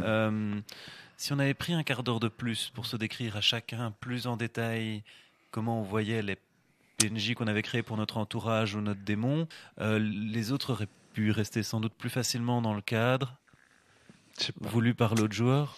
Je sais pas. Moi, Moi, j'ai tu ce vois, Olivier, sentiment-là, hein. moi, je trouve que, par exemple, quand on prend ton personnage, donc, parmi nous, on avait tous préféré mettre des mots, des relations finalement assez floues. On s'était laissé beaucoup de liberté dans le jeu des pièces du grand puzzle. Alors que toi, tu as pris un personnage qui était ultra déterminé. Tu avais fait limite, on voit par exemple sur ta feuille, les auditeurs peuvent pas le voir, mais elle est grisée. En fait, le milieu de sa feuille est grisé. Ça veut dire qu'il a écrit vraiment beaucoup de choses en relation avec les personnages et les objets qu'il a mis au centre. Donc ça veut dire que tu nous contraignais d'entrée de jeu à des choses bien précises. Alors que nous, on s'est laissé beaucoup plus libre. Tu vois ce que je veux dire? À mon avis, les deux manières de jouer sont valables. Tu vois? Mais c'est juste que nous, on s'est laissé plus de liberté, quoi. Mais je suis pas sûr que ça aurait la qualité de la partie est liée à ça. Moi, tu vois, au contraire, le fait que ton personnage soit fixé comme ça a limité ma créativité et au final, j'ai eu bien du mal à ajouter des démons. Là où la dernière fois avec Christophe, j'avais eu aucune difficulté à jouer les siens. Jérôme, À tu voulais l'inverse, ajouter quelque moi chose j'ai trouvé génial que mon personnage, j'avais noté mon frère qui s'appelait Till. J'avais juste noté mon frère parce que j'avais pas d'idée intéressante pour Oui. lui. Et Mais du coup, au début, c'est- je pensais que ça allait être genre un petit frère, un gars qui allait servir à moitié à rien. J'avais vraiment aucune idée pour ce personnage. Ouais. Et, Et Olivier, Olivier, t'en as fait un gars qui était dans la garde de vois. la Porte d'Or avec moi, avec qui j'étais en conflit. J'ai Et- quand même pourri tout le monde en fait. Ah dans bah, cette on partie. s'est tous pourris un peu les uns les On autres se quand tous même. pour les uns les autres. C'est le Mais jeu et du coup, pousse tu vois, à- c'est cette liberté-là aussi qui est. C'est pas forcément parce qu'on a moins déterminé nos personnages que c'est moins intéressant Non, par non, la non, suite. Sur les personnages, je vous rejoins tout à Olivier. fait. Sur le démon, moi en tout cas, Ah, le démon. j'aurais été plus à l'aise de savoir plus ce que tu cherchais. Parce que, effectivement, tu me l'as dit en quelques phrases, mais dès que tu as fait ta scène de cadrage et que tu m'as parlé de cette foule, que tu as réagi sur cette foule et que tes réactions me donnaient l'impression que tu attendais une certaine chose, j'ai continué à, Tu sais pourquoi tout j'ai au long, à réagi sur essayer de cette te donner foule ce que tu avais l'air de vouloir. Tu sais pourquoi j'ai réagi sur cette foule, et ça c'est un des points négatifs que je vais soulever sur cette partie, c'est parce que en fond il y avait cette histoire de fate, la trahison du peuple.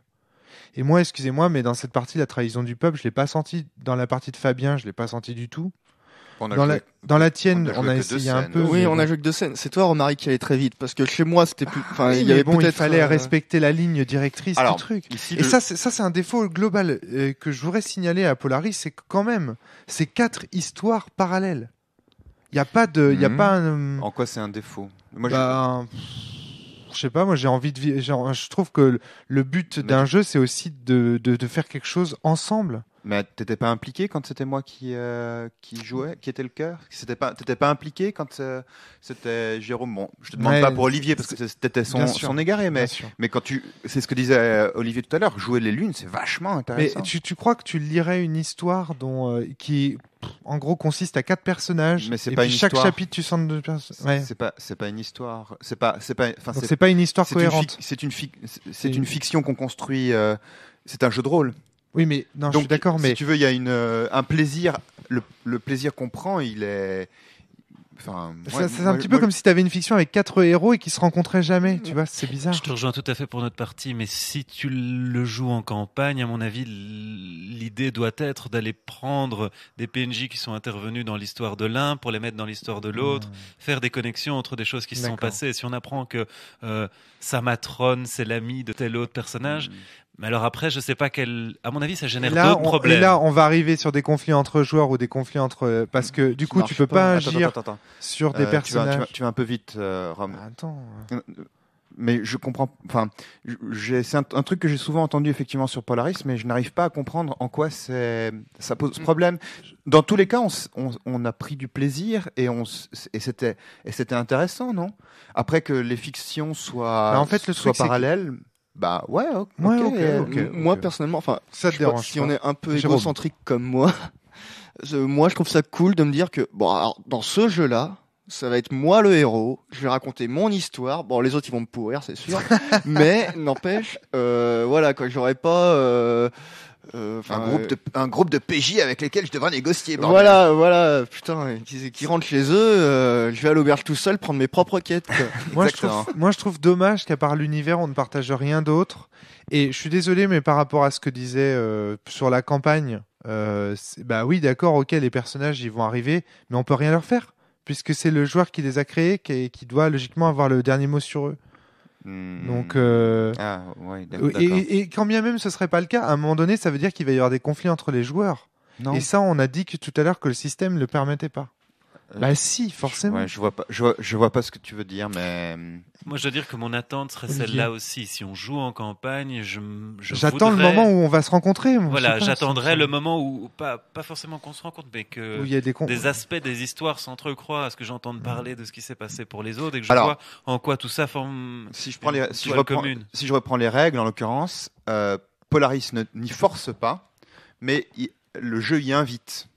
Dans le sens où, regardez, sous Fate, donc ça c'est dans les règles, on partage tous un Fate commun qui est Donc là, c'était la trahison du peuple. on a pour choisi nous. la trahison du peuple, parce qu'on trouvait que c'était cool comme terme, parce que c'est à double sens. Est-ce que c'est moi qui trahis? Est-ce que c'est le peuple qui trahit? Est-ce que c'est une peur de trahir ou d'être trahi? Enfin bon, ça peut- L'ambiguïté était présente en anglais? Betrayal of the people, je sais pas. Ça peut être off ou tout. Enfin, je ne connais pas trop. Moi, là, je suis pas assez bon. Je suis pas assez bon en anglais pour te. Ouais, moi non. Enfin, là, pour le coup, là, c'est assez pointu. Enfin, chez nous, c'était le cas. Ok. Et donc, ça constitue une ressource parmi les 4, qu'on peut mobiliser pour notre personnage. Et donc, on peut y faire, c'est-à-dire, on peut pousser les choses pour que cette trahison du peuple soit présente. Non, Parce que si on le fait, on est récompensé mécaniquement.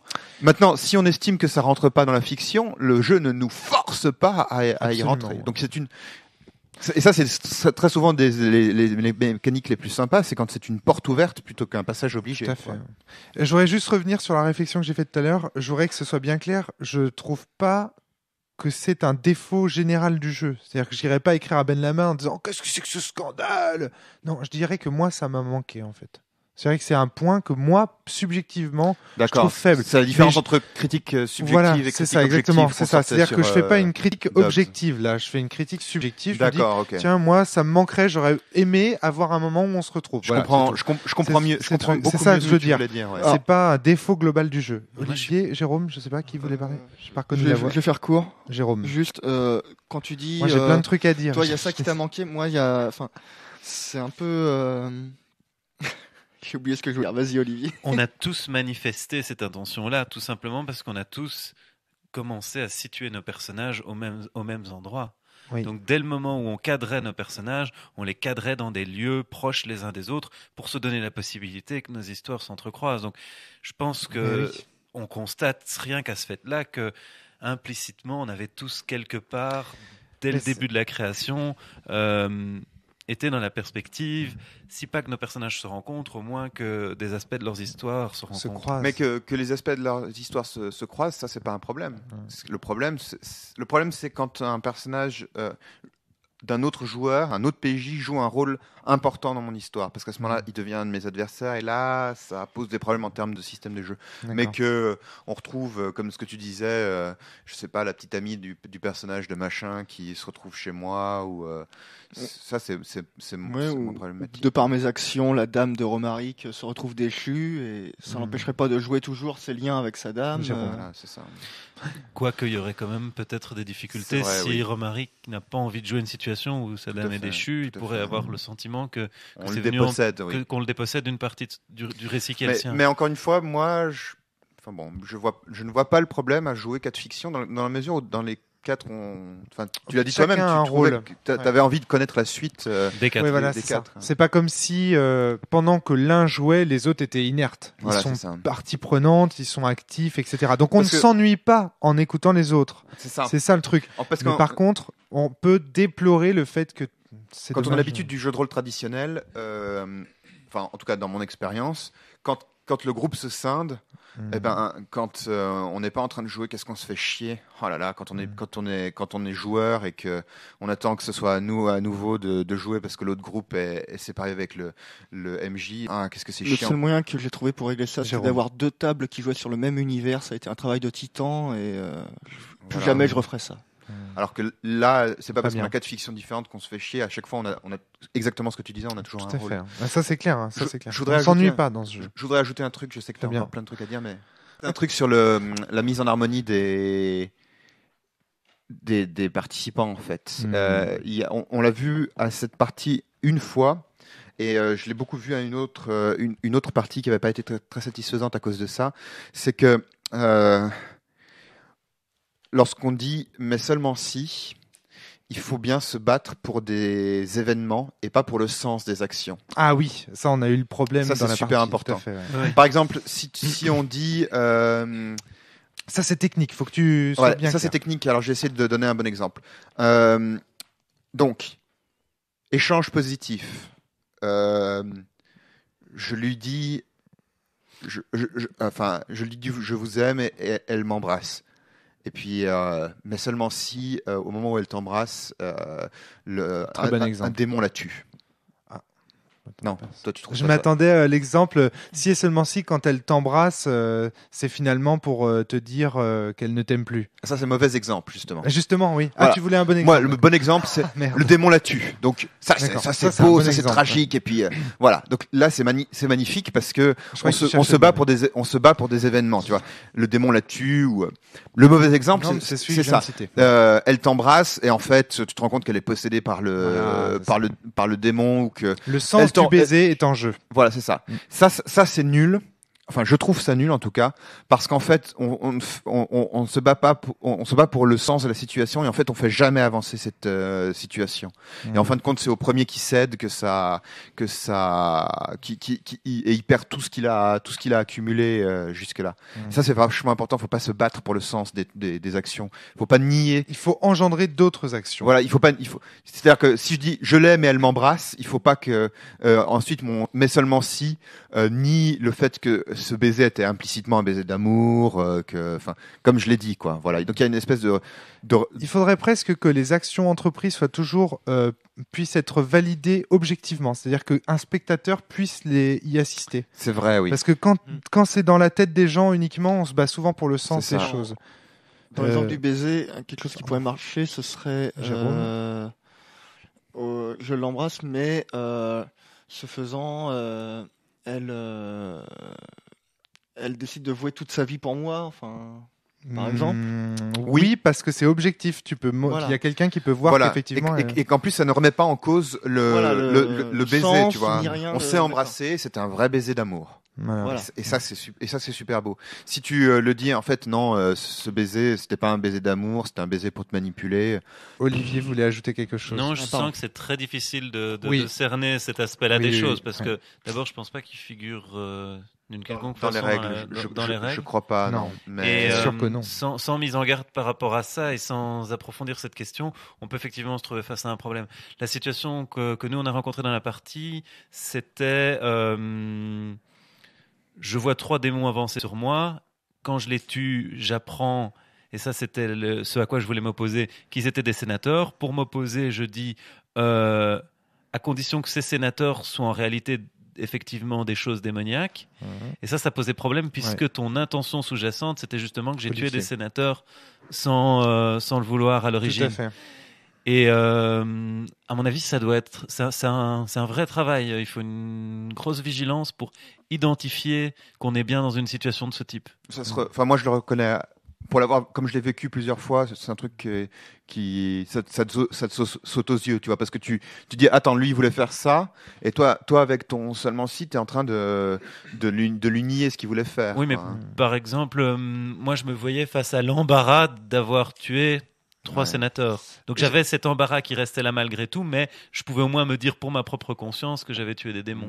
Tu vois, donc j'ai intégré une partie sans intégrer le tout. Enfin, Alors, j'ai une étrange sensation au sujet de ce podcast. Là, on est déjà en 1h11. Est-ce que on remplit vraiment l'objectif d'un one-shot? Parce que depuis tout à l'heure, on parle de comment améliorer le jeu, comment certaines choses sont problématiques. On a parlé aussi des trucs. On qui a nous parlé plaisaient, aussi de hein. trucs, c'est vrai. Mais moi, je pense que, comment dire, on passe beaucoup de temps là en ce moment à parler des points où ça tu vois, il y a ça grippe, ça accroche. Le Bah, problème, c'est que et- ces points-là, si on n'y fait pas attention, Oui. le jeu a du mal à marcher. Oui, Pardon. mais le Enfin- but d'un one-shot n'est pas de faire fonctionner un jeu dysfonctionnel. Le Ah. but d'un one-shot est de faire une critique objective d'une partie et de Alors faire attention. un rapport. Bon, attention. C'est- Déjà dysfonctionnel, c'est un terme particulier, mais bon. En En tout l'occurrence, cas, il y a des c'est moments un où jeu ça fonctionne pas. c'est un jeu qui Polaris, c'est un jeu qui marche. Simplement, de la même manière que pour Dogs, à un moment je disais, bah voilà quels sont, à mon avis, les bons trucs pour profiter au maximum du jeu. Tout à fait. Là, ma critique C'est pas ta critique. C'est c'est de dire, c'est juste, à mon avis- attention, faites pas ça, n'utilisez Voilà. pas le système pour faire ça. Mais tu vois, en fait, je suis pas sûr que les auditeurs ils attendent de nous qu'on leur dise quoi faire ou quoi pas faire avec Polaris. Ben, enfin moi je trouve ça plutôt utile. En tout cas, je trouve pas ça inutile ce qu'on est en train de faire. Ah non, vous, je sais pas que c'est de vous inutile. dire à vous auditeurs, Mais- si vous comptez jouer, si ce qu'on vous a raconté de Polaris Bien vous sûr. plaît, faites attention à ça parce que et comme ça, nous on vous met des drapeaux rouges autour des mines, quoi. Et Alors puis, justement, ça vous qu'est-ce qui évitera. nous plaît? Pourquoi ça nous plaît? Moi, c'est ça que je... Parce que moi, je peux dire, par exemple, moi, ce qui me plaît dans ce jeu, c'est que c'est un des jeux à narration partagée dans lequel je me sens le plus en immersion. Et ça, alors bon, après, il y en a qui disent oui, l'immersion, tout ça, ça existe dans tous les jeux, dans tout type de partie, quelle que soit la proposition créative, on peut connaître de l'immersion, mais il n'y a pas de jeu qui me plonge davantage dans un univers que Polaris. Et je sais pourquoi. Aujourd'hui, grâce à cette partie, je sais pourquoi. D'accord. Premièrement, il y a l'utilisation de la bougie, qui est un signal fort d'immersion. C'est-à-dire où tu dis, lorsque cette bougie sera allumée, vous ne quitterez pas la table, vous ne quitterez pas la partie. Ça, c'est absolument génial. Déjà, ça, c'est un premier truc qu'il faut signaler. Moi, je trouve que c'est quand même une technique qui force les joueurs à ne jamais décrocher de ce qui est raconté. À la fois de ce que racontent les autres et de leur imagination, de leur rêve, en fait. En fait, tu rentres dans une phase de rêve, quasiment. Je vois ce que tu veux dire, je suis d'accord. Ouais. Ensuite, le coup de la fiche de personnage au milieu, qui en fait focalise l'attention des joueurs sur une seule et même chose, comme si tous regardaient à un instant T dans une même direction. Et ça, c'est un symbole fort. On parle pas assez du positionnement des joueurs autour d'une table de jeu de rôle et de son implication sur la fiction racontée. Si on joue tous trois, par exemple, on joue tous les trois en face d'un maître de jeu, ça a une autre signification que si le maître de jeu est en bout de table et que nous, on est autour de lui, ou s'il se balade autour de la table, etc. Et ça, on en parlait avec Pika dans un autre podcast sur les techniques de la position du maître de jeu et des influences.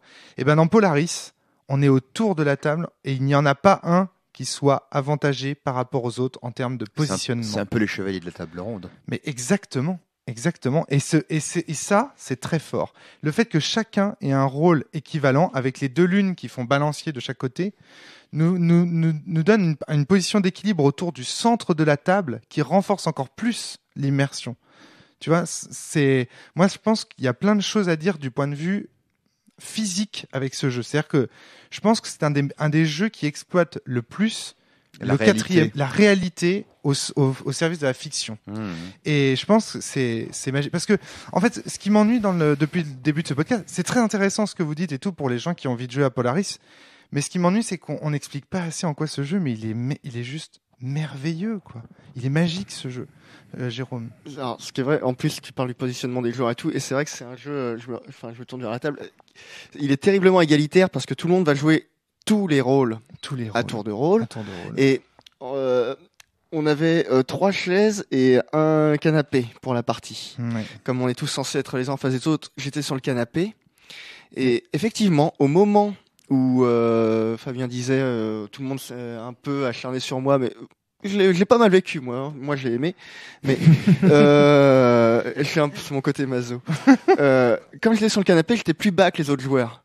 Et alors, bon, j'y repense maintenant, mais ça a vraiment aidé à avoir une vraie sensation d'oppression. Tu remarqueras que moi j'avais la chaise la moins confortable, mais aussi la plus haute. Mais la plus haute, absolument. Alors que toi, tu avais le canapé le plus confortable et le plus bas. Exactement. C'est très drôle. Et que eux deux avaient les dans Polaris, les fauteuils qui étaient les fauteuils jumeaux en opposition. Ouais. C'est clair. Alors, je voudrais dire un truc, c'est que dans le Val, donc le jeu de cartes que j'ai fait, pourquoi est-ce que je m'inspire aussi de Polaris, c'est qu'il y a ce côté astrologie dans Polaris aussi. Bah oui, mais évidemment, les étoiles et l'influence des lunes, le fait qu'elles soient sexuées par exemple, tu disais oui c'est sexiste, mais non en fait, c'est lié à l'astrologie. La pleine lune, la nouvelle lune, l'homme, la femme... Mais non, c'est vachement important parce que dans Polaris. J'ai du mal à. Mais non, mais arrêtez. C'est pas évident. Du calme, Rome. J'exprime juste mon. Dans Polaris, on est dans une position de spiritisme. C'est une séance de spiritisme, Polaris, puisqu'on est tous en cercle autour d'une table avec une bougie. Il y a une ambiance en fait qui est proche. Mais je suis sûr qu'on pourrait demander à Ben Lehman. J'adore l'idée. Non, mais demandons à Ben Lehman. Mais attends. Tu parles de choses différentes. Que ce soit un truc qui renvoie à du spiritisme, ok. L'astrologie, bon, bien sûr. J'ai un peu plus de mal à accepter l'idée, mais. Tu parles d'étoiles constamment, de constellations, de soleil. Ouais, mais tu te donnes pas de sens.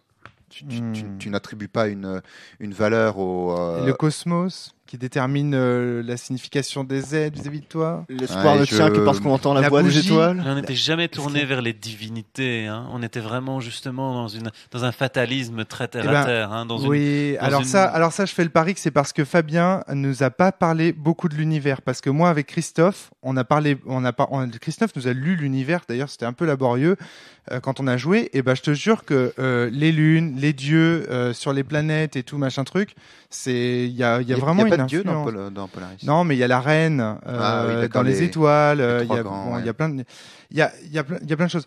Mais en dehors de ça, la partie nous positionne dans une position presque d'invocation des esprits. Esprit, es-tu là? C'est une phrase qu'on prononce lorsque l'on fait du spiritisme. Le jeu nous invite à prononcer des phrases clés exactement comme quand t'es gamin et que tu fais du spiritisme. Mais si ça, c'est pas quand même, je viens de vous donner des arguments. Attends, Romaric. Il y a deux choses. Moi, je m'enflamme, mais c'est pas contre toi, Fabien. Hein. Ce sur quoi je suis dubitatif, c'est l'astrologie. Que ce jeu renvoie à des construits culturels autour du spiritisme, c'est très possible. Hein. La nouvelle lune, la pleine lune, je suis sûr que si on fait des recherches, je trouve pas ça. Enfin, je trouve que c'est une analyse qui est tout à fait juste. C'est juste, je te dis, sur la dimension astrologique, j'ai du mal à y croire, quoi. Voilà, c'est tout. Mais en tout cas, voilà, je pense que c'est un jeu qui va chercher dans l'imaginaire collectif, dans l'inconscient collectif, c'est très possible, du spiritisme et de ce genre de choses. Et en fait, le jeu cherche à ritualiser la partie. À le ritualiser par ses phrases, par le positionnement des joueurs, par cette bougie allumée puis éteinte, etc., etc. Il y a tout un phénomène de ritualisation qui plonge forcément les joueurs dans une expérience et non plus et je parle bien d'une expérience. Une expérience, et non plus dans un simple jeu. Et c'est ça qui est très fort dans ce jeu, selon moi. Rétention, fascination, on en parlait alors là, quelque chose de plus léger. On en parlait... Oui, rétention, fascination.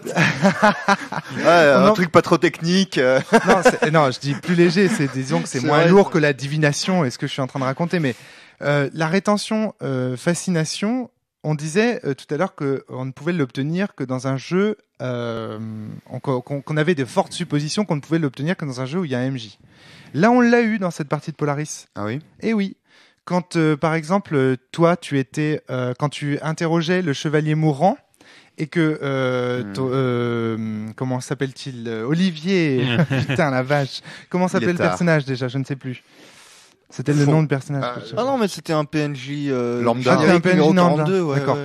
Voilà, PNJ numéro 42, figurant numéro 42, te dit tu verras si tu vas au-delà de ta destinée. C'est pas exactement c'est pas exactement de la rétention fascination dans la mesure où si c'était de la rétention fascination, il faudrait qu'il ait une idée très claire de ce que c'était et qu'il me distille. Commence à avoir une idée assez claire. Voilà, il me semble bien qu'il en avait une idée en fait.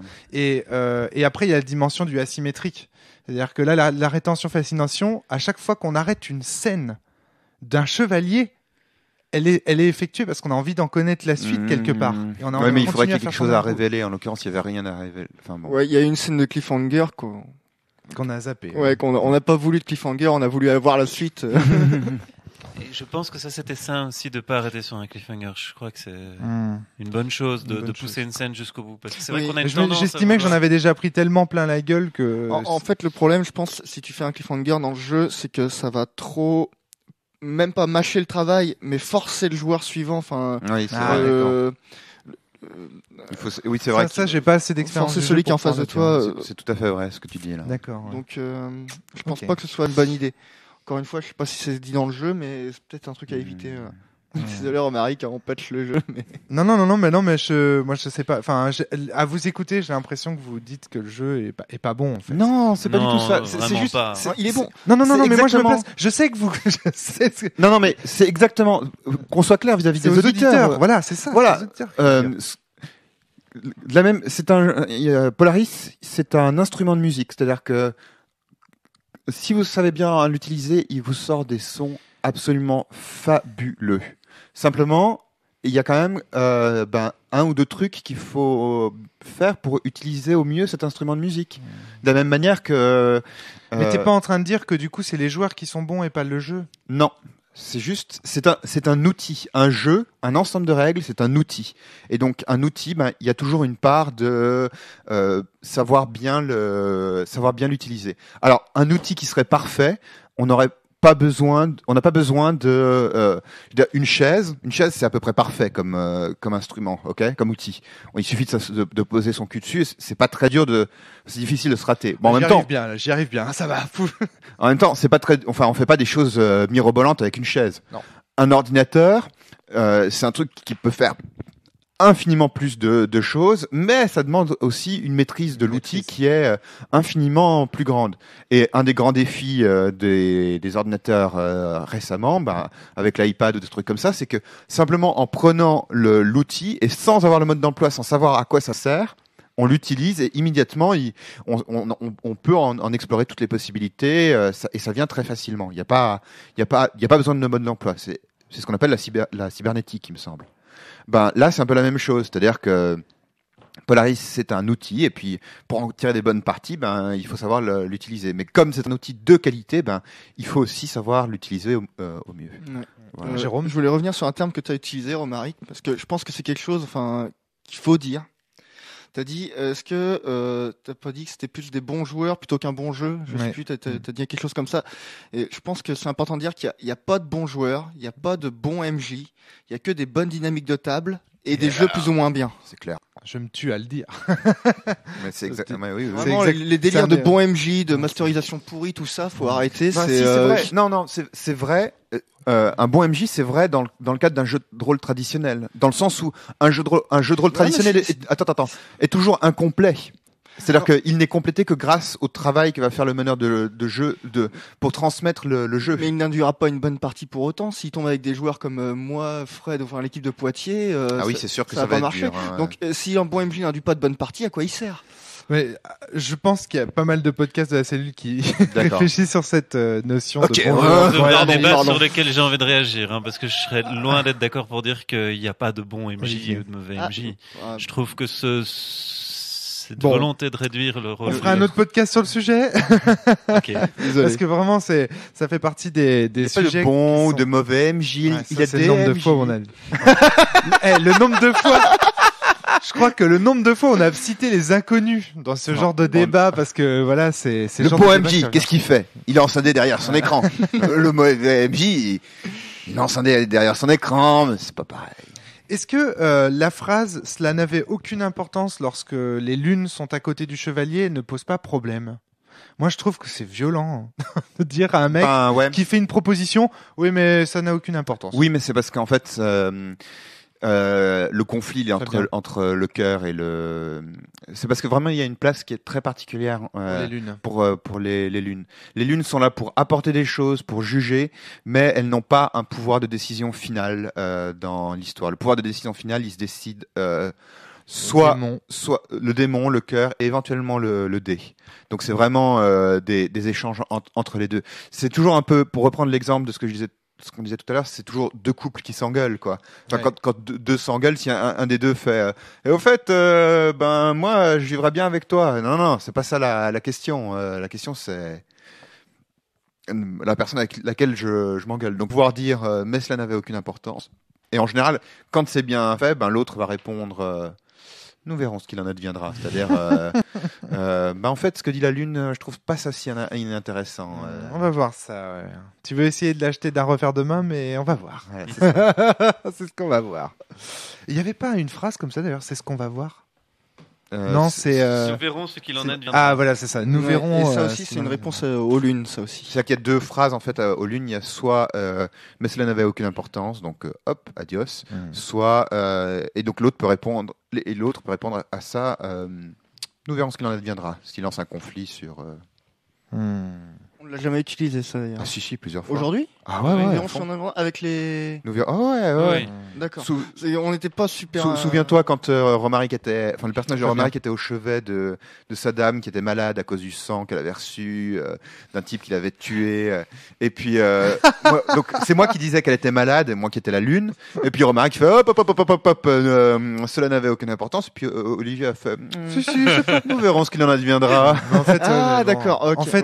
En fait, ce qui est horrible, c'est que cette phrase, quand tu dis ça, Tu signales au démon quelque chose qui t'ennuie et donc en fait tu tends le bâton pour te faire battre. Pas toujours, parce que regarde, il y a une autre proposition quand c'était la scène entre Jérôme et moi, avec Jérôme qui était le cœur et moi l'égaré, où un moment tu as fait une proposition, je sais plus exactement ce que c'était. Oui, que en cas de victoire, le bouclier reviendrait à la garde et toi t'as dit parce que ça t'arrangeait pas cela n'avait aucune importance. Je me suis dit que j'avais le droit, donc ouais, voilà. Et moi j'ai fait je trouve pas ça extraordinaire, cela n'avait aucune importance.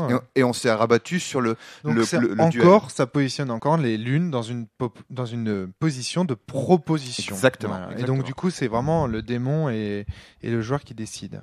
Ouais, c'est vraiment bien, mais ces phrases-là, ces mécaniques de jeu qui nous poussent à la tragédie, c'est en plus, si tu ajoutes à ça l'immersion, la focalisation, en fait, en narration interne sur un personnage, tout pousse à l'immersion, à l'intériorisation. D'ailleurs, c'est pas un hasard si Ben Lehman, sur sa fiche de personnage, nous fait l'ice et le light, la lumière intérieure et l'extérieur. C'est parce que le personnage est une pulsation constante entre une pensée, une conviction, machin truc, et il essaye d'aller vers l'extérieur, ça c'est l'ice. Il essaye, mais il se heurte toujours à la glace, justement, extérieure. Enfin, ce jeu, de toute façon, moi, pour en parler des heures, je trouve... en fait, tu sais, exactement comme un bon texte littéraire, il y a moult commentaires à en faire. C'est incroyable. Il peut s'analyser à plein de niveaux différents. C'est pour ça qu'un jour, de la même manière qu'il existe une critique littéraire ou une critique de cinéma, j'espère qu'il se développera pleinement une critique de jeux de rôle qui pourra faire bien mieux ce qu'on essaye de faire dans des podcasts comme les one-shots comme ça, c'est-à-dire d'analyser, de comprendre...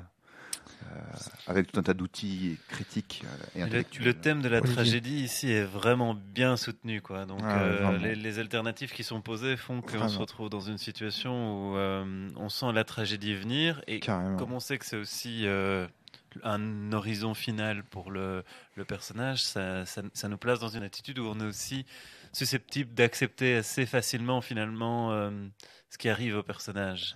C'est pas une suite de vexations, parce que on a eu il existe des parties de jeux de rôle qui pourtant on s'en est foutu plein la gueule. Se passe comme ça, ouais. Et à aucun moment on s'est senti vexé parce qu'un joueur nous en mettait plein la gueule ou non. Parce que nos personnages restaient grandioses. Et puis c'est le contrat social, et puis nos personnages restaient classe. C'est le thème de la tragédie. Ça c'est super important. Ça c'est un point essentiel. Le fait que les personnages restent classe. J'y réfléchis beaucoup parce que ça c'est un thème qui m'est cher à moi comme créateur de jeu. Tout à fait. Dans Monostatos, il y a une clause qui dit qu'on n'a pas le droit de ridiculiser les personnages. Voilà, c'est plutôt des adversaires. Un conseil très très fort. Oui, mais c'est presque de l'ordre du. Mais oui, d'accord. Ça revient un peu à cette idée qu'on reste toujours classe en toute situation. Et dans les autres jeux que je développe, j'essaie justement de toujours poser ça. Bon, aussi parce que c'est un truc qui me tient. Là aussi, c'est l'histoire de la critique subjective. C'est quelque chose que je trouve important pour moi, parce que je trouve les thèmes de surhumain, blabla, me semblent très intéressants. Mais... Ah non, mais même moi je trouve que c'est une règle super. Et si on veut que quelque chose ne nous arrive pas, on a toujours moyen de faire appel entre guillemets à l'autorité suprême, là qui n'est pas le MJ mais le dé. De dire voilà, allez, jouons ça au dé. Voilà, parce que vraiment je peux plus m'en sortir. Là non, tu me saoules, j'ai pas envie que ça arrive, j'ai pas envie que celle que j'aime se jette par la fenêtre sur un conflit qui sert à rien. Mais c'est pire que tout de s'en remettre. Et du coup, et c'est le jet de dés qui détermine au final. Et en même temps, c'est pas totalement gratuit parce que ça me coûte un certain nombre de choses, parce que ça montre ce qui est important à tes yeux. Voilà, c'est super. Bon, voilà ce qu'on pouvait vous dire sur le Polaris de Ben Lehman, mais bien sûr, tout ceci s'est passé il y a fort longtemps et aujourd'hui, plus personne ne s'en souvient. On se dit à la semaine prochaine pour un prochain podcast. À plus, salut.